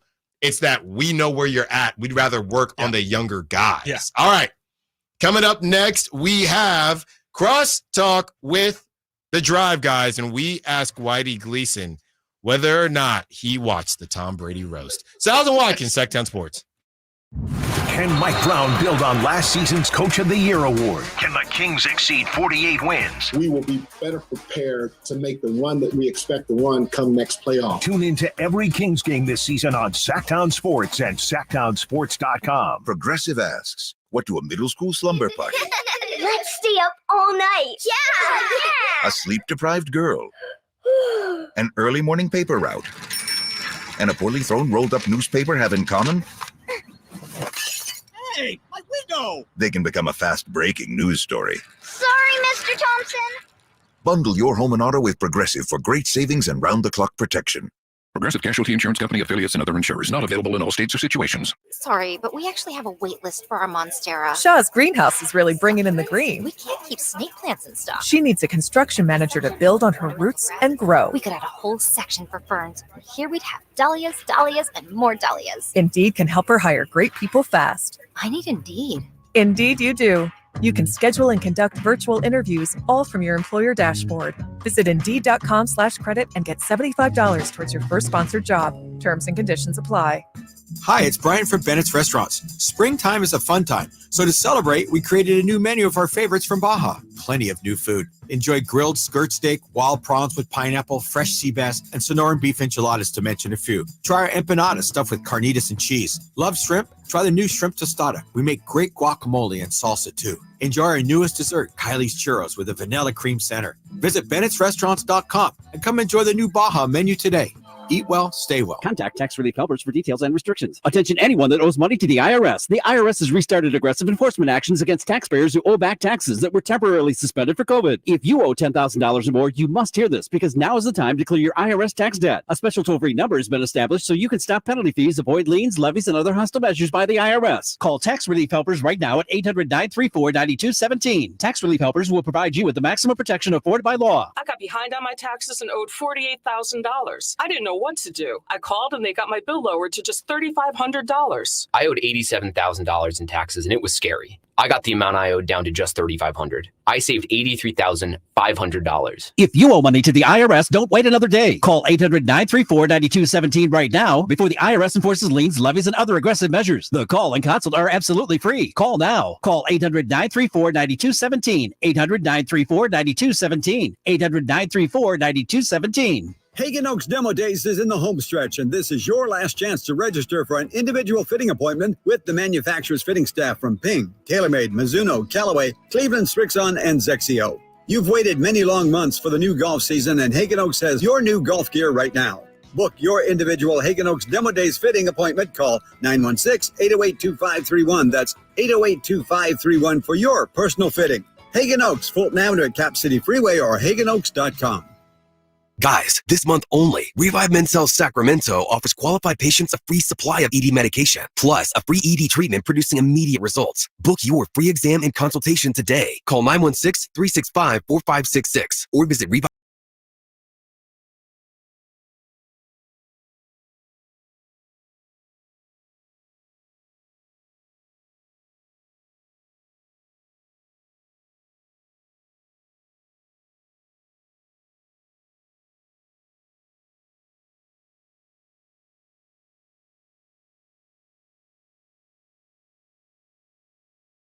Jerry Reynolds, both of you. Outstanding. Yeah, you can keep going. That's right. Our Monday just got a lot better. And fellas, before we get into some of the Kings talk that we did throughout the show, did want to get your thoughts on this. Didn't catch the Tom Brady roast live or however it played on Netflix, but I saw some of the clips. And this is Tom Brady talking about Deflategate. He says the NFL spent, watch your language. I'm good at it. The NFL spent $20 million and found that it was more probable than not that I was generally aware that someone may have deflated my footballs. You could have just given me the $20 million and I would have just bleeping told you I did it. Yeah. So he admits that an admission. Laugh. Is that an admission? Yeah, that's how I don't think so. Adam Schefter posted this and said, "There you go." That's all Adam Schefter said. There you go. So Adam is taking it as an admission. To me, the larger statement, whether it's an admission or not, is just him going, "Look, did it really matter that much?" Right. That sure did. Yeah. Now it's a lot to do about nothing. It seemed to me at the time. Yeah. And other than just you hate the Patriots or something. Yeah. Like Yes. that. Yes. And that's what it was. Everybody was tired of them winning, and was looking for any little thing to just pull them down. And now it's just something you laugh about amongst friends. Yeah. They made such a big deal of it. Chiefs fan here, Oh, Chiefs fan. Real quick, and Chris has this proposed trade we want to run to both of you. These are both very specific situations. We were talking about market size and how it's different in the NBA than the NFL. And Chris and I were having a little back and forth about it, but it is interesting. I know there's less player control and the quarterback is always going to stay, but it is interesting how the NFL has found a way that markets don't matter, right? The Patriots, we didn't even talk about Patriots. I guess that is Boston, Sure. but it's in Foxborough. It's in Foxborough. suburb. How desirable is New England now that Belichick and Brady are gone? We were going back and forth about the Warriors and how desirable they'll be once Steph is done, and the Chiefs as well. Nobody's saying, "Oh, Mahomes, he needs to get to play with the Rams. He needs to," you know what I mean, in Kansas City, because, and Chris kind of put this perfectly, the NFL has just done a good job of markets don't really matter the same way they matter in the NBA. No, absolutely don't. And there's a couple of reasons for it, I think. I mean, you could put an NFL team in Reading. Yeah. And it'd do fine. Yeah, incredible. Yeah. I mean, Green Bay's smaller than Roseville. Mm-hmm. And small markets like Pittsburgh, in Indianapolis, Kansas City are all small markets. Yeah. And so you can win championships. But in basketball, I think the main difference is the teams get to keep their local TV revenues. Mm-hmm. It's not shared. All TV revenues are shared in NFL. Mm-hmm. So Green Bay gets the Right. same amount that the Los Angeles does. Right. And right. But so that's a huge difference where the Kings, basically, or Utah Jazz are probably getting 10% of what the Lakers get or the Knicks get. Yep. On their local. Yeah, that point you just made was really driven home to me when Reggie White was leaving the Eagles. He was going to be a free agent, and there were reports he was going to go to Green Bay. Right. And I was saying, you're not going to Green Bay. Right. Yeah. Voluntarily, yeah. And then, an hour later he was there. It's like, oh, I guess it doesn't make that big of a difference in the NFL. Right. Yeah. Right. Yeah, and the thing that kind of spurred the conversation was we played some audio of somebody, I can't remember who it was, but he essentially was saying that Anthony Edwards at some point is going to need to leave Minnesota because the market is so small. And it's not just Anthony Edwards. I feel like earlier this season we played audio of somebody saying same thing with Wemby already. Like Wemby needs to be considering leaving San Antonio, even though we know the great Tim Duncan managed to make that work. He managed, didn't he? I think he did okay. I would say he did okay. Yeah. Do you guys still feel like that is a thing in the NBA that you have to go to these bigger markets ultimately? You saw Kevin Durant eventually did go to Brooklyn and things like that.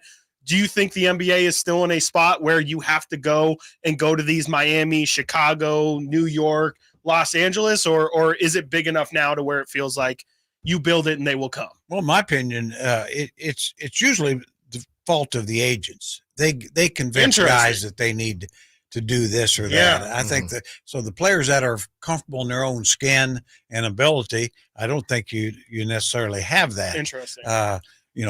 And one of the reasons is because usually agents, they get a much higher percentage of income made off of other things. They'll get 15% as opposed to 4% of salary. Yeah. So here again, I think the more smarter players are more comfortable in who they are and where they want to be might say, well, that's for you. That's not for me. Yeah. If I'm Anthony Edwards, if I'm happy, I'm not saying he wouldn't leave, but why? He can be the face of the league right where he's at. Mm-hmm. I think the rules that they have in place to try to encourage guys to stay, to me, there's evidence that suggests it's working. There's exceptions, but like Giannis, and he complains all the time, but he's still there. Mm-hmm. And I know Dame eventually got traded, but he re-upped with Portland. Right. So the bottom line is I can make more money if I stay, right? Well, yeah. And it's like Durant left the Warriors. He could have made more money.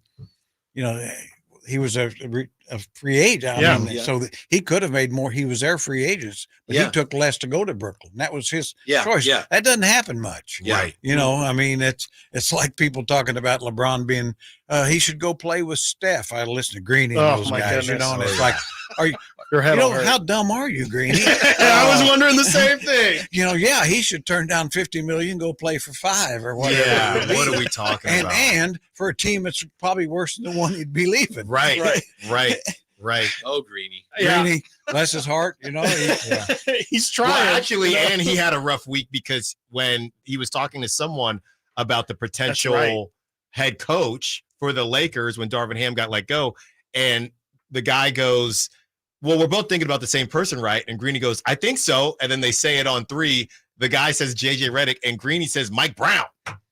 Yeah. So it was a rough one. Well, and they Greeny. throw out Ty Lue. Well, Ty Lue's under contract. He sure is. Right. They threw out Jason Kidd too. I have no doubt Steve Ballmer would say, "Sure, Lakers, come and take our guy." Yes, exactly. No problem. No problem at all. There's nothing Jerry's wrong a with big fan of some of the ESPN basketball analysts. Sounds like it. Sounds like They've got it. some doozies. I am some of them, but yeah. All right. Before we get out of here, Chris, let's get to that trade and see what the guys are thinking. Yeah, and this definitely probably speaks more to a greater question, but this is from a Miami Heat fan side. I just thought it'd be interesting to hear from the Miami side how they're viewing Jimmy Butler and his value. This is from allyoucanheat.com. The Kings receive Jimmy Butler, and they send off Harrison Barnes, Keegan Murray, Trey Lyles, and Chris Duarte. Now, I think regardless of what you think of the trade, I think the bigger question is, at what point is the Kings need to go get the other star?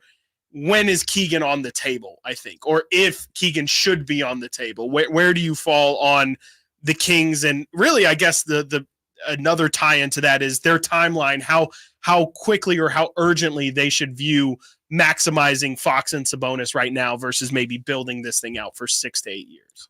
Well, in my mind, is everybody's on the table, but it has to be. It wouldn't be in my mind that group for Jimmy Butler, and I love Jimmy Butler, but he doesn't play in the regular season, right. And lately he's been hurt in the postseason a lot. I just think the timing is all bad. 2 years ago, you might have said that would be the missing piece, but I don't believe that he is now. And I think that knowing Pat Riley, I would be willing to bet that he'd move him on right now too. Yeah. Pat Riley had some fun things to say. Yes, he did. Whitey, what do you got? Just real quick, I think the key point there to me is Jimmy Butler doesn't play in the regular season. He's admitted that. The Kings don't have the luxury of kicking games. We saw what happens when they kick games in the regular season. So I don't see him as a good fit here. Yeah, you can kick games in the East, but certainly not in the West. Thank you, everybody, for listening to Stiles and Watkins. Thank you to Nate behind the glass, DJ Bedhead doing his thing as always. Up next, you have the Drive Guys with Whitey Gleason and Jerry Reynolds for a treat for your ears. Until tomorrow, secure the bag, light the beam. Subscribe to Sacktown Sports on YouTube and watch the Carmichael